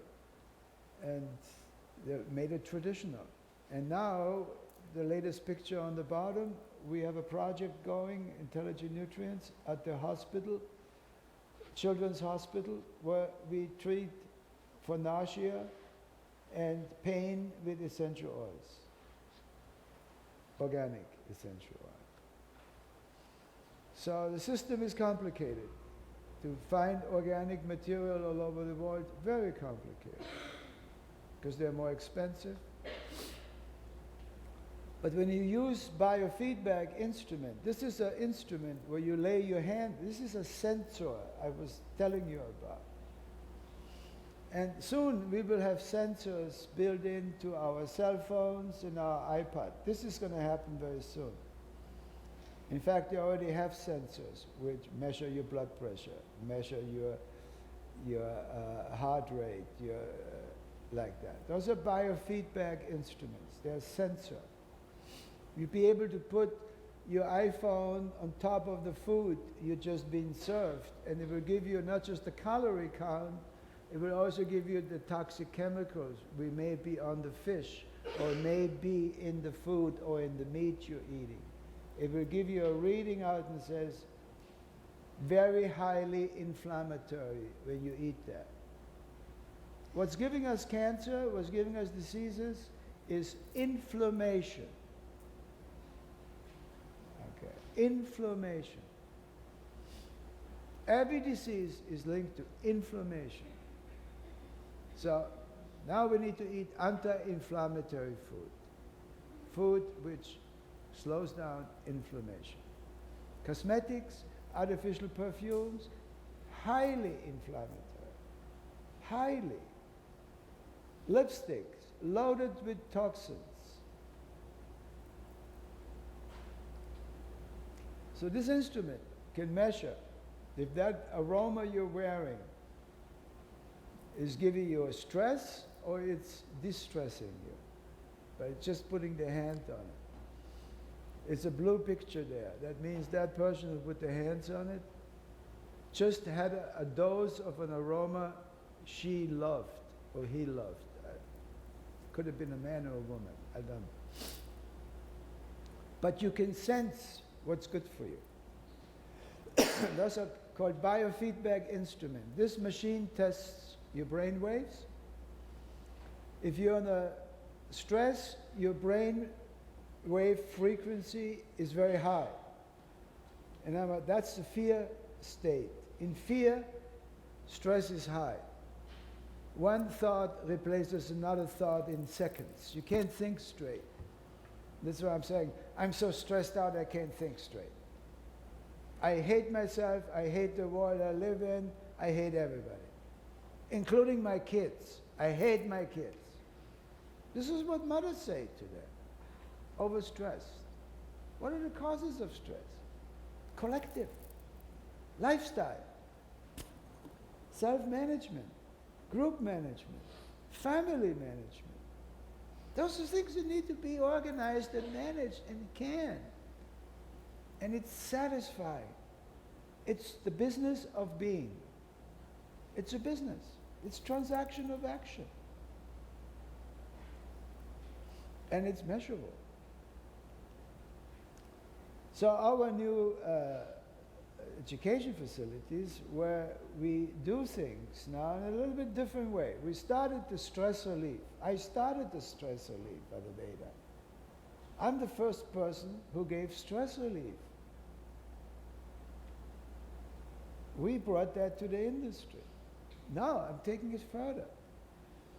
So now I have oxygen therapy with the flavored aroma the person picked, which is good for him or her.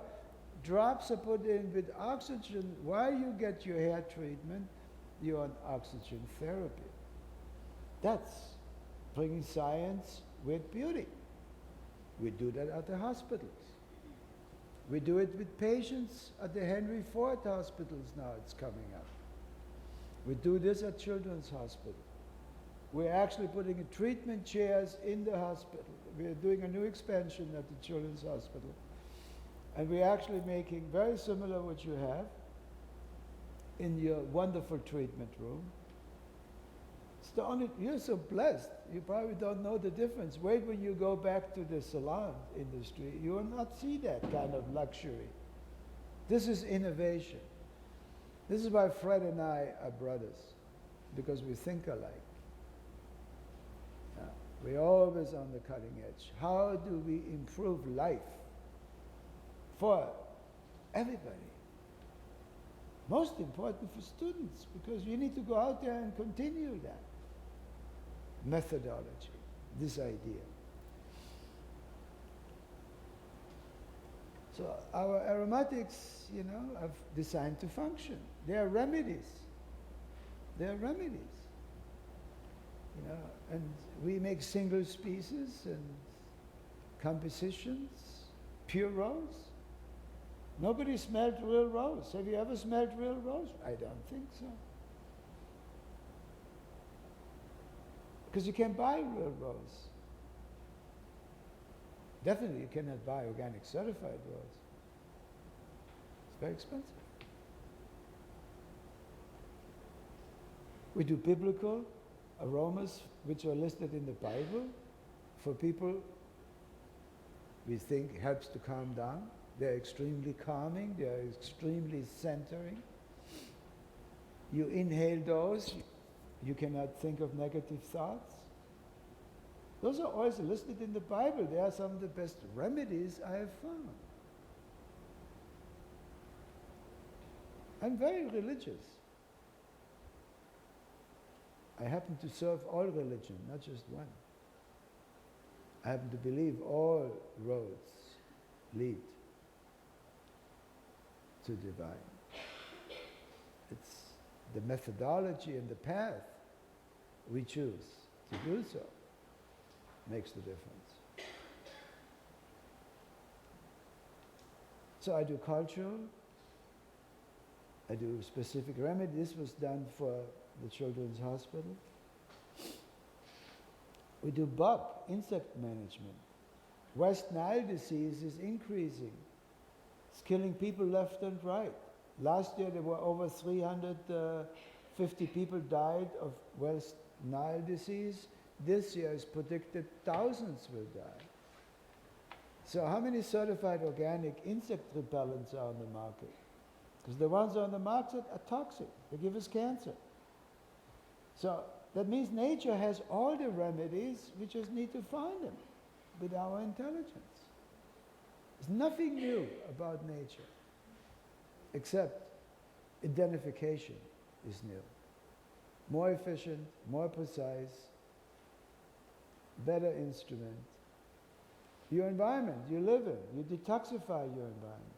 Plants are the only detoxifying agents. Plants exhale what we inhale. Okay, they're our life supporters. They pre-existed us. There was no Homo sapien until the plants showed up. Between the relationship of water, soil, and sun, plants began to show up. And then there was oxygen. Through photosynthesis, oxygen is developed. It's a natural chemical process. Oxygen. Everybody inhales it and exhales it. All living organisms rely on oxygen and water and sun.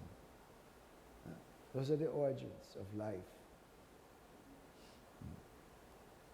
So, if you want to purify your house, I have a program for you. I show you. Lips. Be careful what you put on the lips. It goes in your blood. Anything you put on the lips passes by the stomach. It goes in, it's called sublingual assimilation. Inside your mouth, on the lips. It goes directly to the blood. Very efficient. So be careful what you put on the lips. So it's almost as important what you put in your brain. Before you say it, take it through an analysis so you don't feed the brain with negative information. It's the same with the body. Before you digest it, look what it is made from. It makes difference. So we make lip colors now. I'm reinventing. Because my former company, yeah, I tried to do natural colors, and I did it.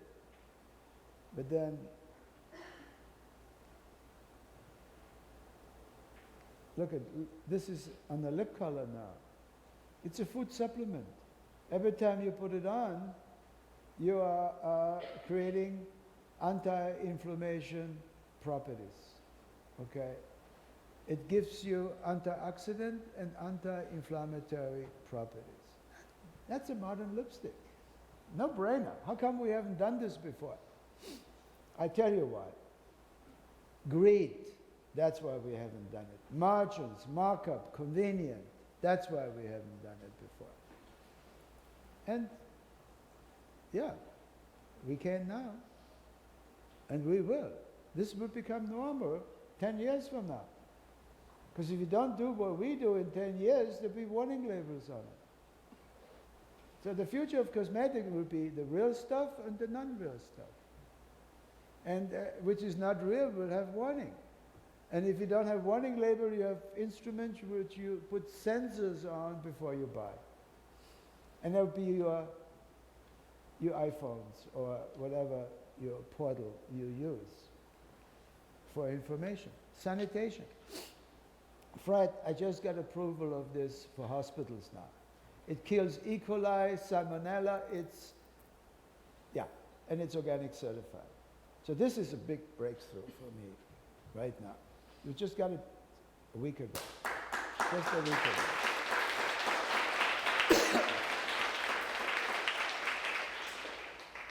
So sanitation shouldn't be toxic, please. The most exciting thing I'm doing right now is plant stem cells. Okay? What are plant stem cells? What are stem cells? Anybody know? Well, it's the future, and the future is now. There's not one hospital, not one clinic around the world who doesn't study right now and use plant stem cells. From plant stem cells, animal stem cell, and human stem cell. Okay, and I'll tell you why the future is going to be in that direction very quickly. Well, let's take human stem cell. We talked about it before. You can grow organs. You can renew organs. Organs will self-repair themselves with stem cells. Because what are stem cells? It takes a male stem cell and a female stem cell to make a human being. We are stem cells. We are pure stem cells. And there is, in every cell, there are stem cells. Okay. Every cell has stem cells. In our bone marrows are stem cells. Our brain cells have stem cells. We are stem cells. Okay. We are not taking stem cells from other people. This was this political lie. America got damaged by the previous administration because they said stem cell is not, it's sacrilegious. No. It's a gift. It's us. You don't kill the host in stem cell. You never kill the host. In fact, the best stem cell you take from your own body because it's comparative. If you have an organ transplant, you need to take drugs to make it acceptable. And after a while, the drugs no longer work and the patient dies. This is now. With plant stem cells, you keep on getting new cells if you need them. And you never kill the host. It doesn't come from dead tissue. comes from your own tissue. Animals, the future food will come from animal stem cells. It's already going through FDA approval. What are animal stem cells? You don't kill the animal, you get the stem cells and you grow them in the lab.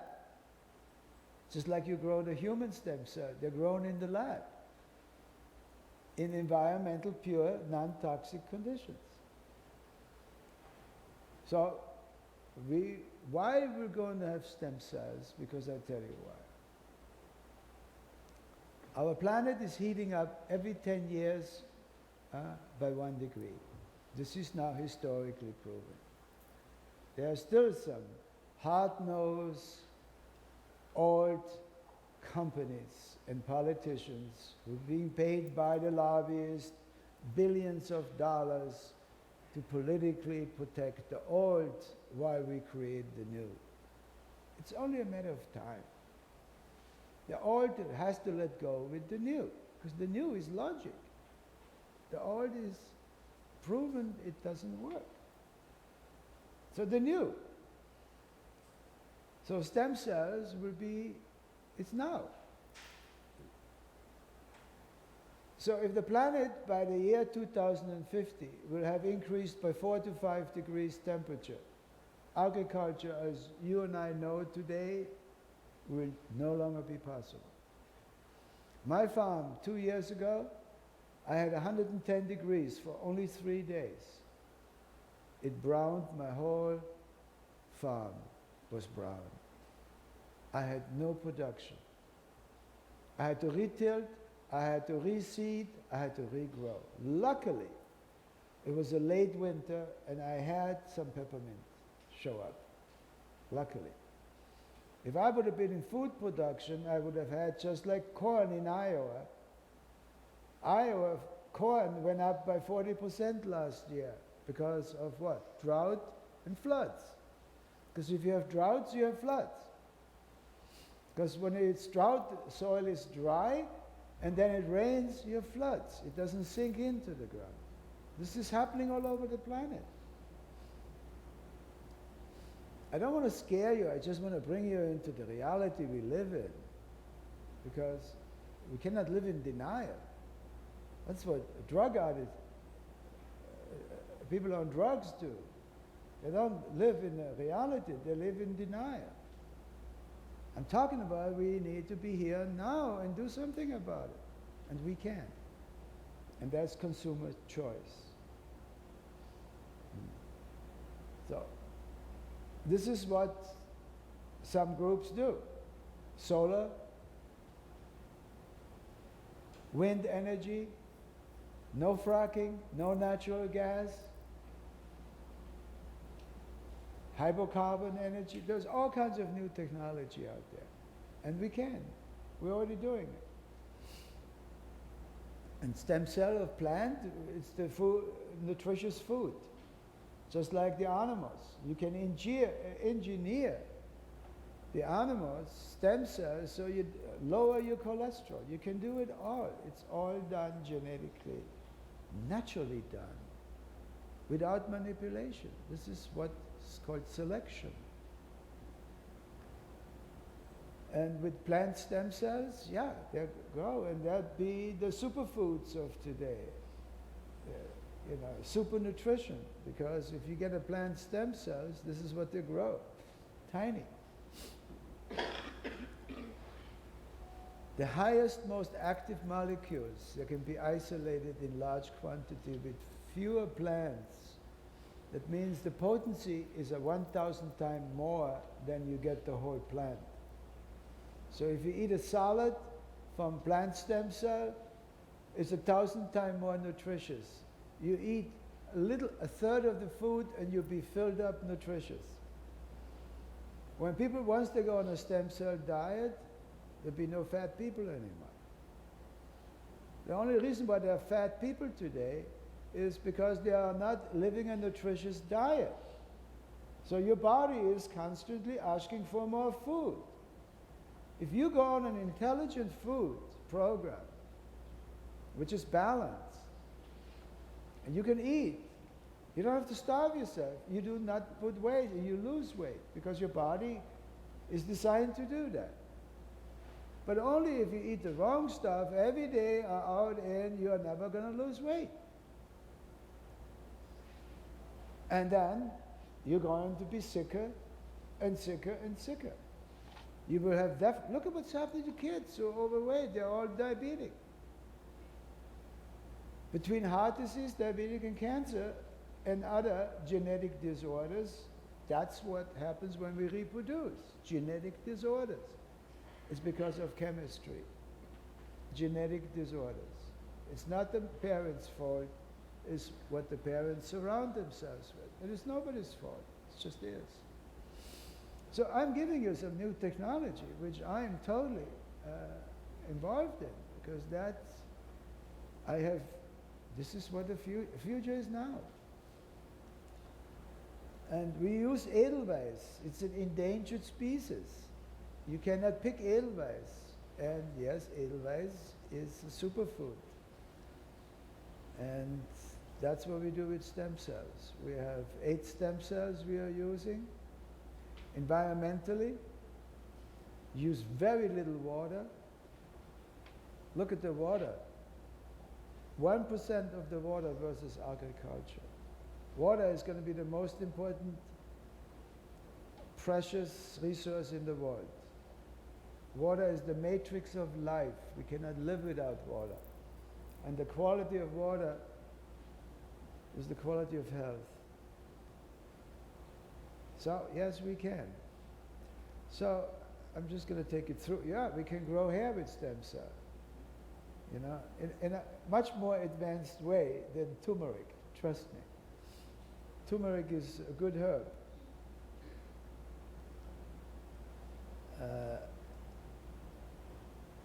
Like that.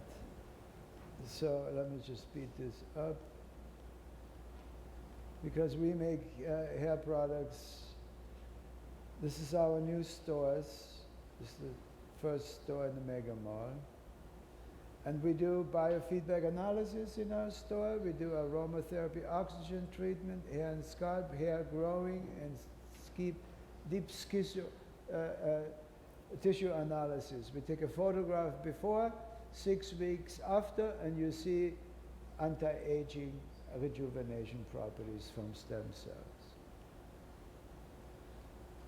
So our new store in New York will open. Our company is, doing all the right things. We have the best certifying agencies in the world. And we are saving the seeds. This is our new campaign. We are losing seeds all over the world. Corporations altering seeds, like Monsanto, like GMOs. So we are seeds of change. We are the future, and we need to preserve the seeds. How do you preserve the seeds? SOS, save our society. We are losing seeds all over the planet. They're owned by corporations. They are no longer owned. Particularly when it comes to organic seeds.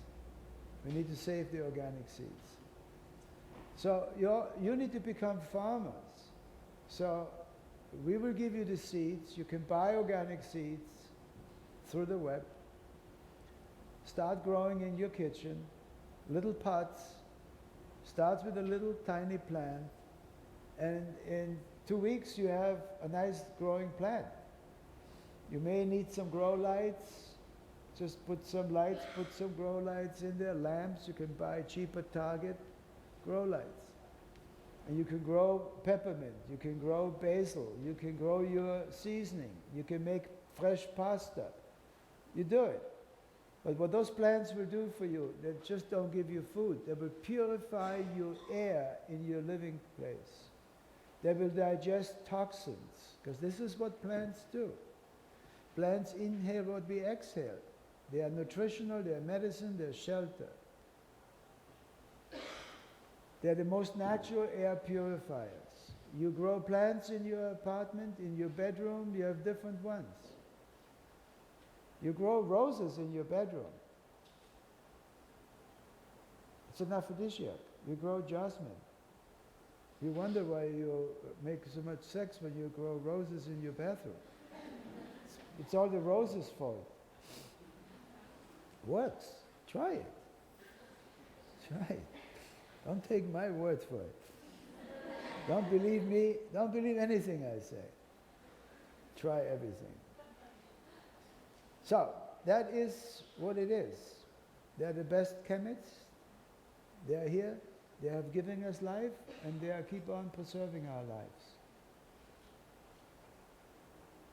So, yeah, they also manage insects.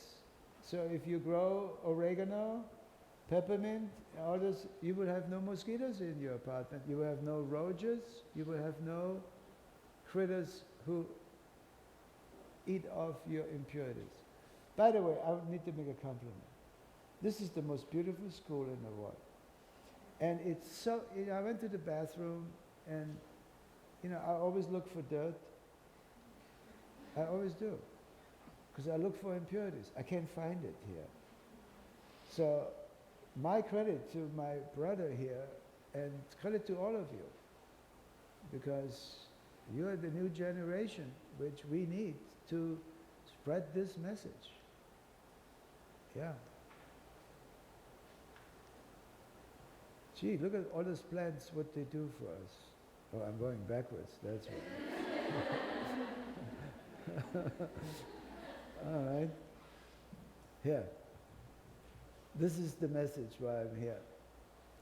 We belong to it, and we are borrowing it from the children. Thank you.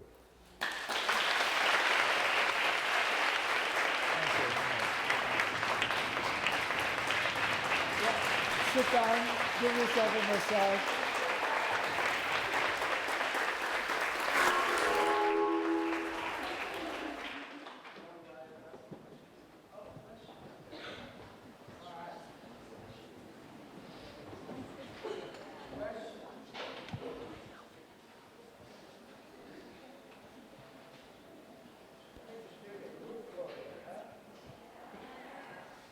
Maria, do you have any questions there for Mindy? Like, since they have to get back earlier than you, then we'll take some questions from you. Is that okay?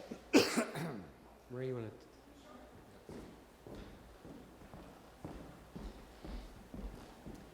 to? Indianapolis did have a few questions. They wanted to know, when taking photos of clients, do you ask them to sign a release, and how do you present it in conversation? You only need to sign a release if you're going to use the picture commercially. If you use it just for your own information, documentation.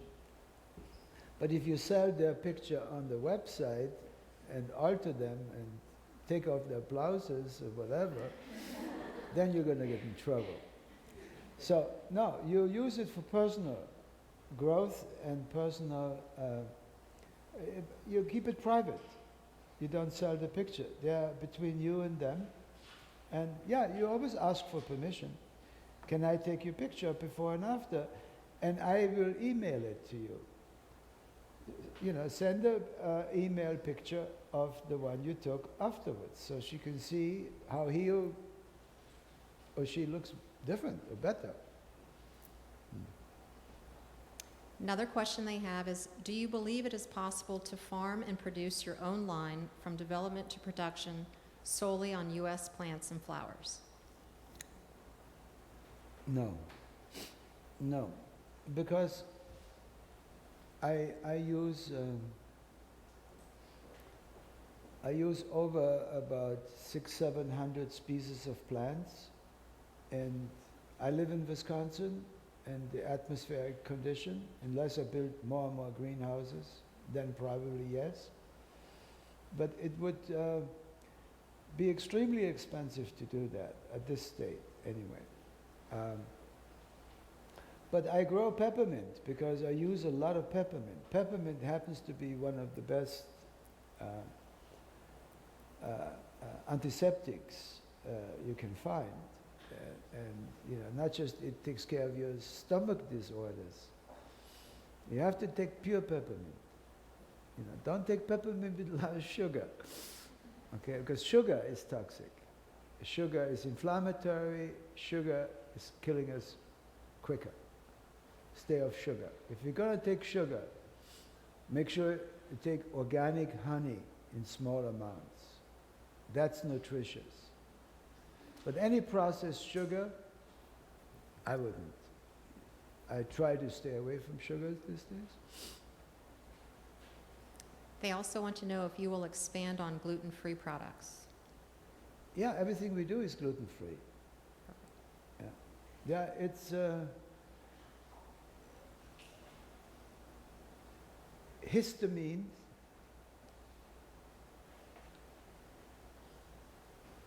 Is the new buzz. It's the anti-inflammatory agents. You know, gluten. Yeah, gluten is good, but why is there gluten? Polluted because most gluten is already chemical processed or genetically altered. So it's no longer the same and it gives inflammation to the body. This is why people now, when you go to nutritionists and integrative medical people, they will say, go on a gluten-free diet. It's the first thing they will tell you. And people feel better immediately when they do it. Because all the inflammatory properties are no longer present. So the new buzzword would be, you know, anti-inflammatory. Buy foods which list food which inflame your body. They're all over the place now. That's the new trend in medicine. It's fighting inflammation. And you cannot fight inflammation if you eat processed food. It doesn't work, because processed food by nature, or sugars, processed sugars, it's purely inflammatory. And just get off for a month, you will see, you will drop weight, your skin will become radiant, your pimples will disappear, because pimples are inflammatory. Acne is an inflammatory condition. It's not a hormonal condition. It's an inflammatory condition. You know, oh, you go through puberty, you have acne. Why do some have acne? Why not? No, it's inflammatory condition. It's the food you eat. The food you're fed when you were inborn. The food that mother eats when you were carried. It's already making a difference. What do you want to learn next? Everything. I'm not selective. Everything which is new. I haven't learned before. Yeah, see. You know, so much. I try to cover all my interests. You know, it's very diverse. I go from medicine to aesthetic to technology. I mean, between the three, you know, beauty is art. Beauty is art. So we're all artists. You know, there's no right or wrong art. It just is. And so I study art. You know, when I go into cities, I always go to museums. I look at the old, I look at the new. I get inspiration. That's what the new packaging information shows up. Wow, this is a great image. I can use that here. Boom, take an iPod picture. That's all I do. I take pictures. And then I study it. I look. Then I edit. I distill it. I call it distillation. Then I prioritize. This is first, this is second, this is third. I put times and dates to it. Management time and dates is very important. Management space. Space is expensive. Endless. Invest, save money. Always put money aside. Always put money aside. You make $1, put 10 cents aside. And put it aside. Put it in a stocking, put it up high, and cut the string so you can't get it. So your whole ceiling is full of stockings, then you know you're doing good. What does Aveda stand for and how did it originate? Aveda in Sanskrit, it's a Sanskrit. I went to India in 1970. I started meditating in 1968. And I met a medical doctor at the University of Minnesota who talked about mind-body relationship. He talked about biofeedback. He talked about how to control the autonomic function of the body, because it was believed that the brain was controlling us. The autonomic nervous system was controlling us, and that we actually was a victim, and that was the 60s. That was the belief in medicine in the 60s. Well, he was a yogi, medical doctor, and he did some breathing techniques, and he was hooked up to machines, and all of a sudden it changed. And I go, this guy's good. So I always followed people who were good. And I went to India. So I went to India in 1970, and I spent 2 months there. And I spent all day long meditating on the Ganges.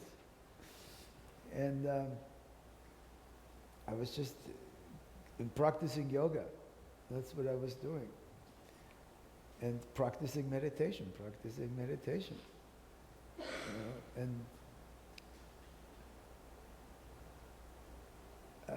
I was already doing products because my mother was a herbalist, and I was, you know, my product was called Horst products, and I had a lot of problems with hairdressers buying my products because they didn't want to promote Horst.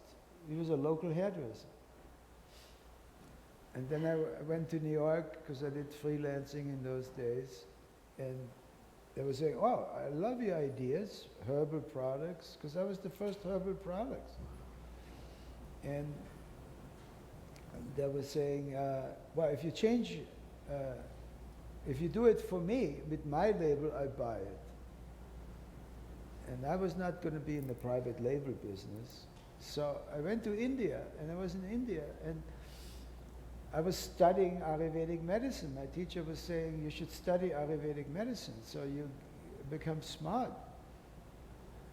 And I said, oh, good. And there was a book there in front, and it was in English, because Ayurvedic medicine was written in Sanskrit, which is one of the oldest languages in the world. And I had a hard time pronouncing it, Ayurvedic. And I said, well, then I'm graphically playing on a piece of paper, and I put the A, and I put a dot in the middle.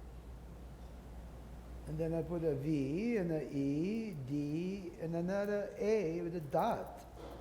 And I said, that looks really cool. And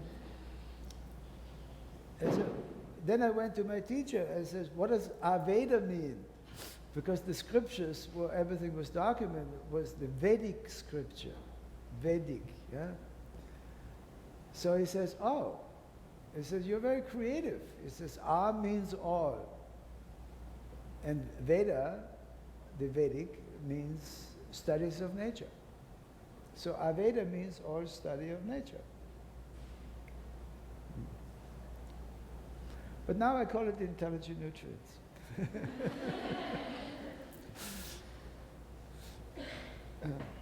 I don't have to explain it.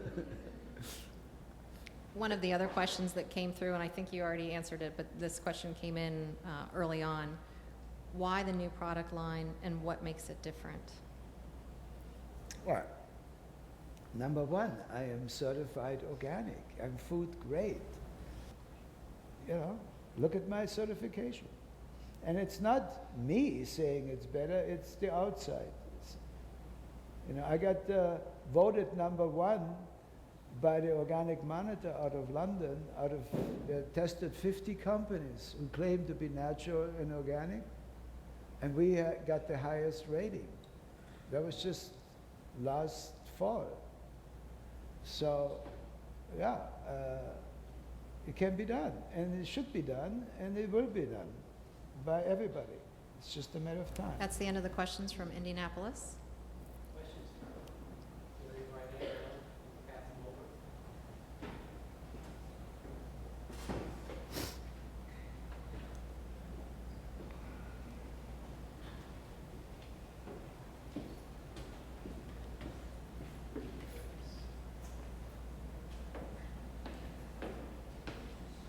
Gee, good question. Indianapolis, huh?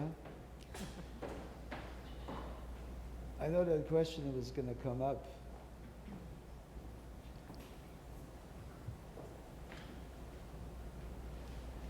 Yeah, never live with guilt. Guilt is inflammatory, so is stress, and it's self-destructive. Guilt is not necessary. And the only way to get rid of guilt is go to confession and forgive yourself, forgive everybody else, and start all over. Don't blame nobody. I don't blame Aveda. I thank Aveda for giving me the balls to reinvent myself. Because it takes balls to do it. Also takes money. Also takes money. I forgot about that. Your latest book is Minding Your Business. Could you tell more about it, and are you planning another book? Yeah. Yeah. Minding your business is simply my own job description. It's a training manual for myself, for my new organization. It's basically talks about self-governing, self-management. And we cannot manage other people. We can only manage ourselves and encourage other people to join the team of collective management. And that cannot be done with force. It can only be done with examples, where you are the leader, the role model, and invite people to follow. And having the strength that if they don't follow it, to be willing to be without them.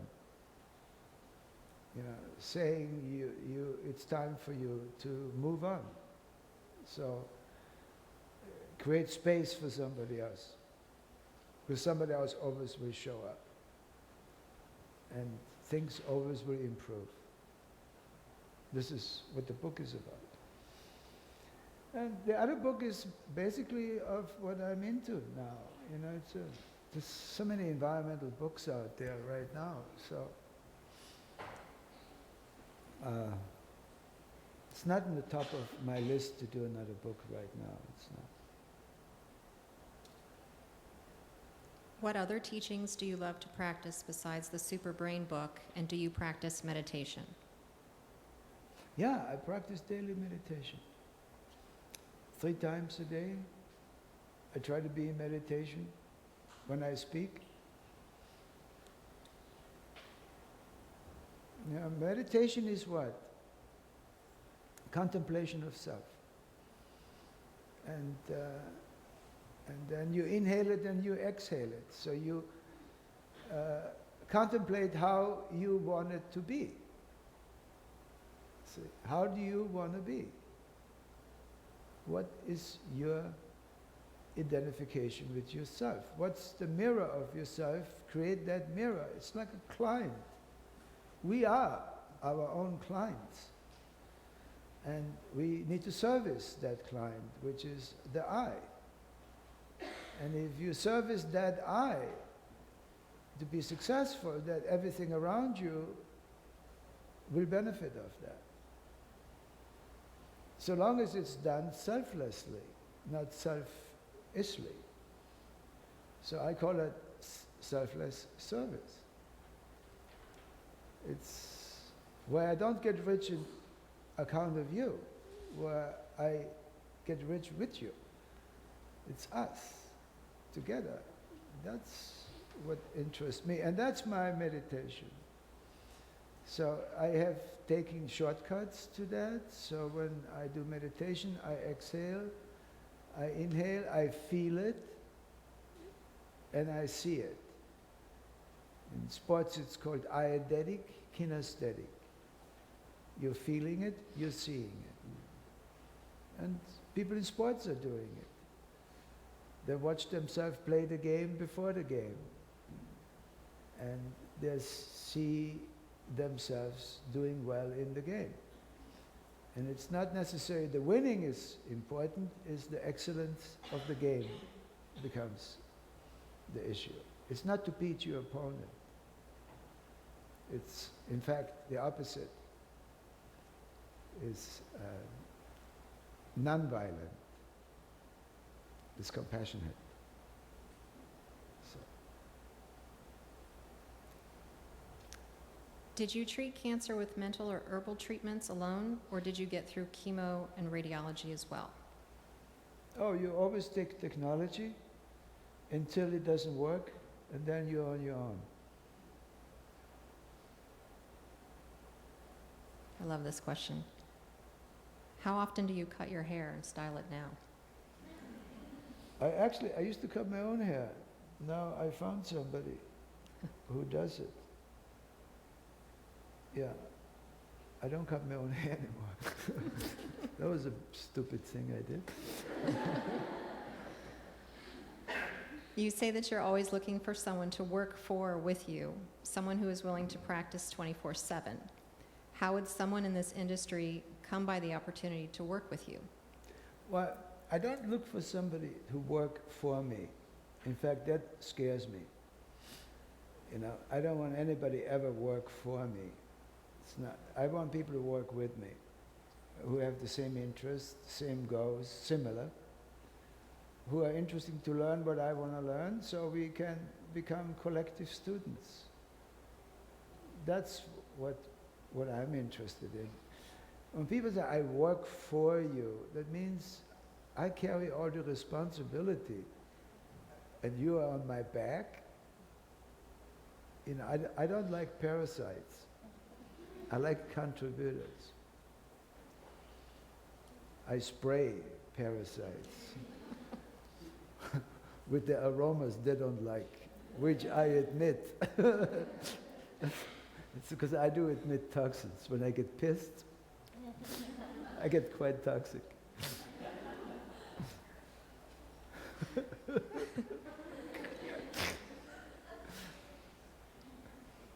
How would you advise someone that is lost and doesn't know what to do with their future? Yeah, go into silence. That's what I do. I practice 10 days silence a year, and I shut myself in isolation, and I cleanse my body, I get rid of my toxins, and I contemplate, and I write. I don't read necessarily, sometimes I do. Books I should read, and I always find the answer. You know, it's really amazing how that works. Silence is the teacher. You know, be still and you will hear all things.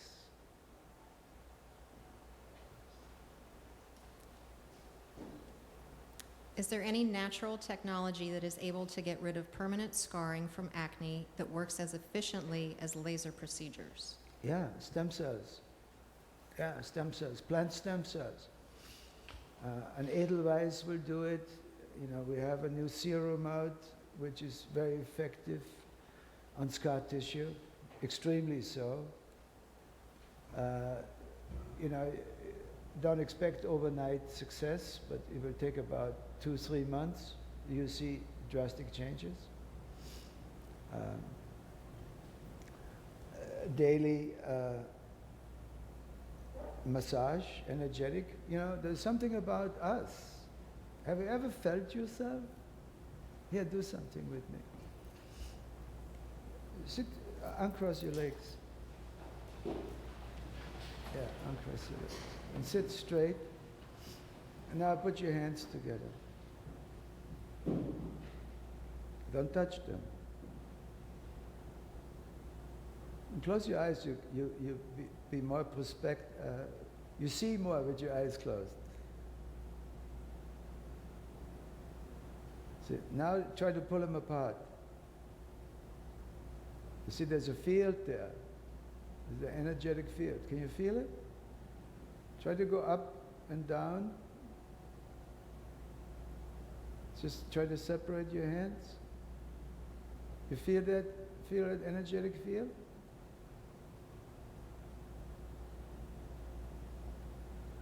Bring them closer together.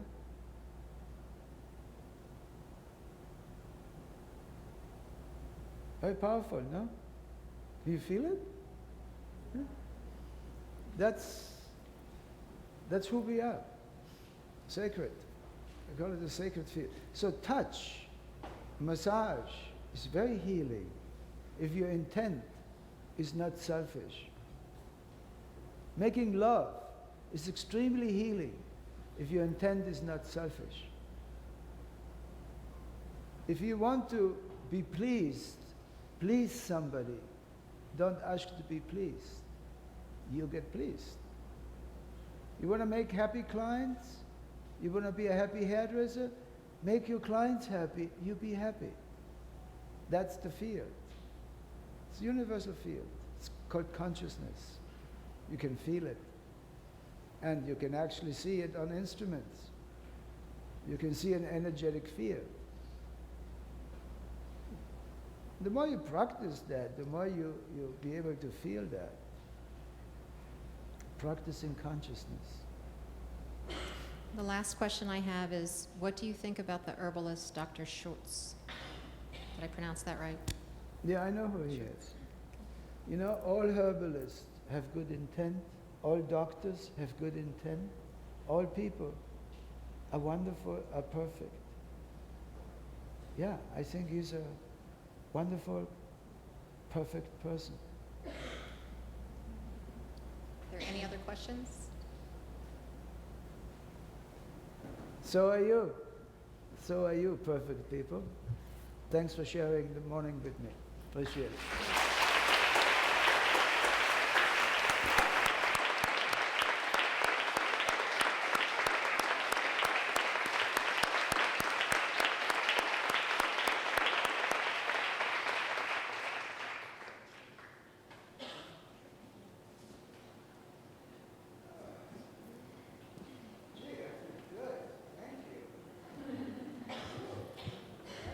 Well, I want to thank all of you, especially let's give a big thanks to the staff that helps you each and every day to achieve your highest potential.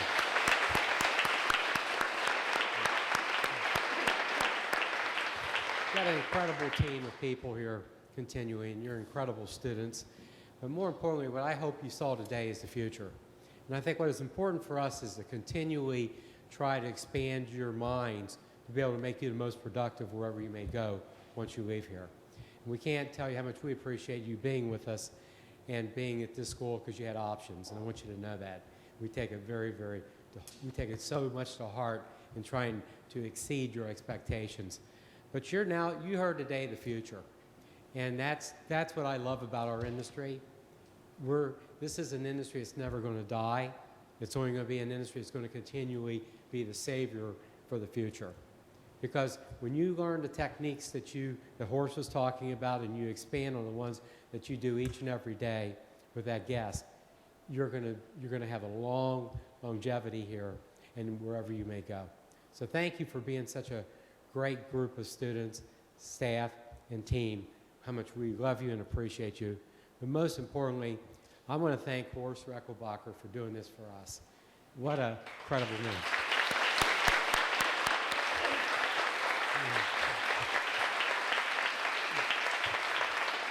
He's one of the most sought-after speakers in the world, and now you know why.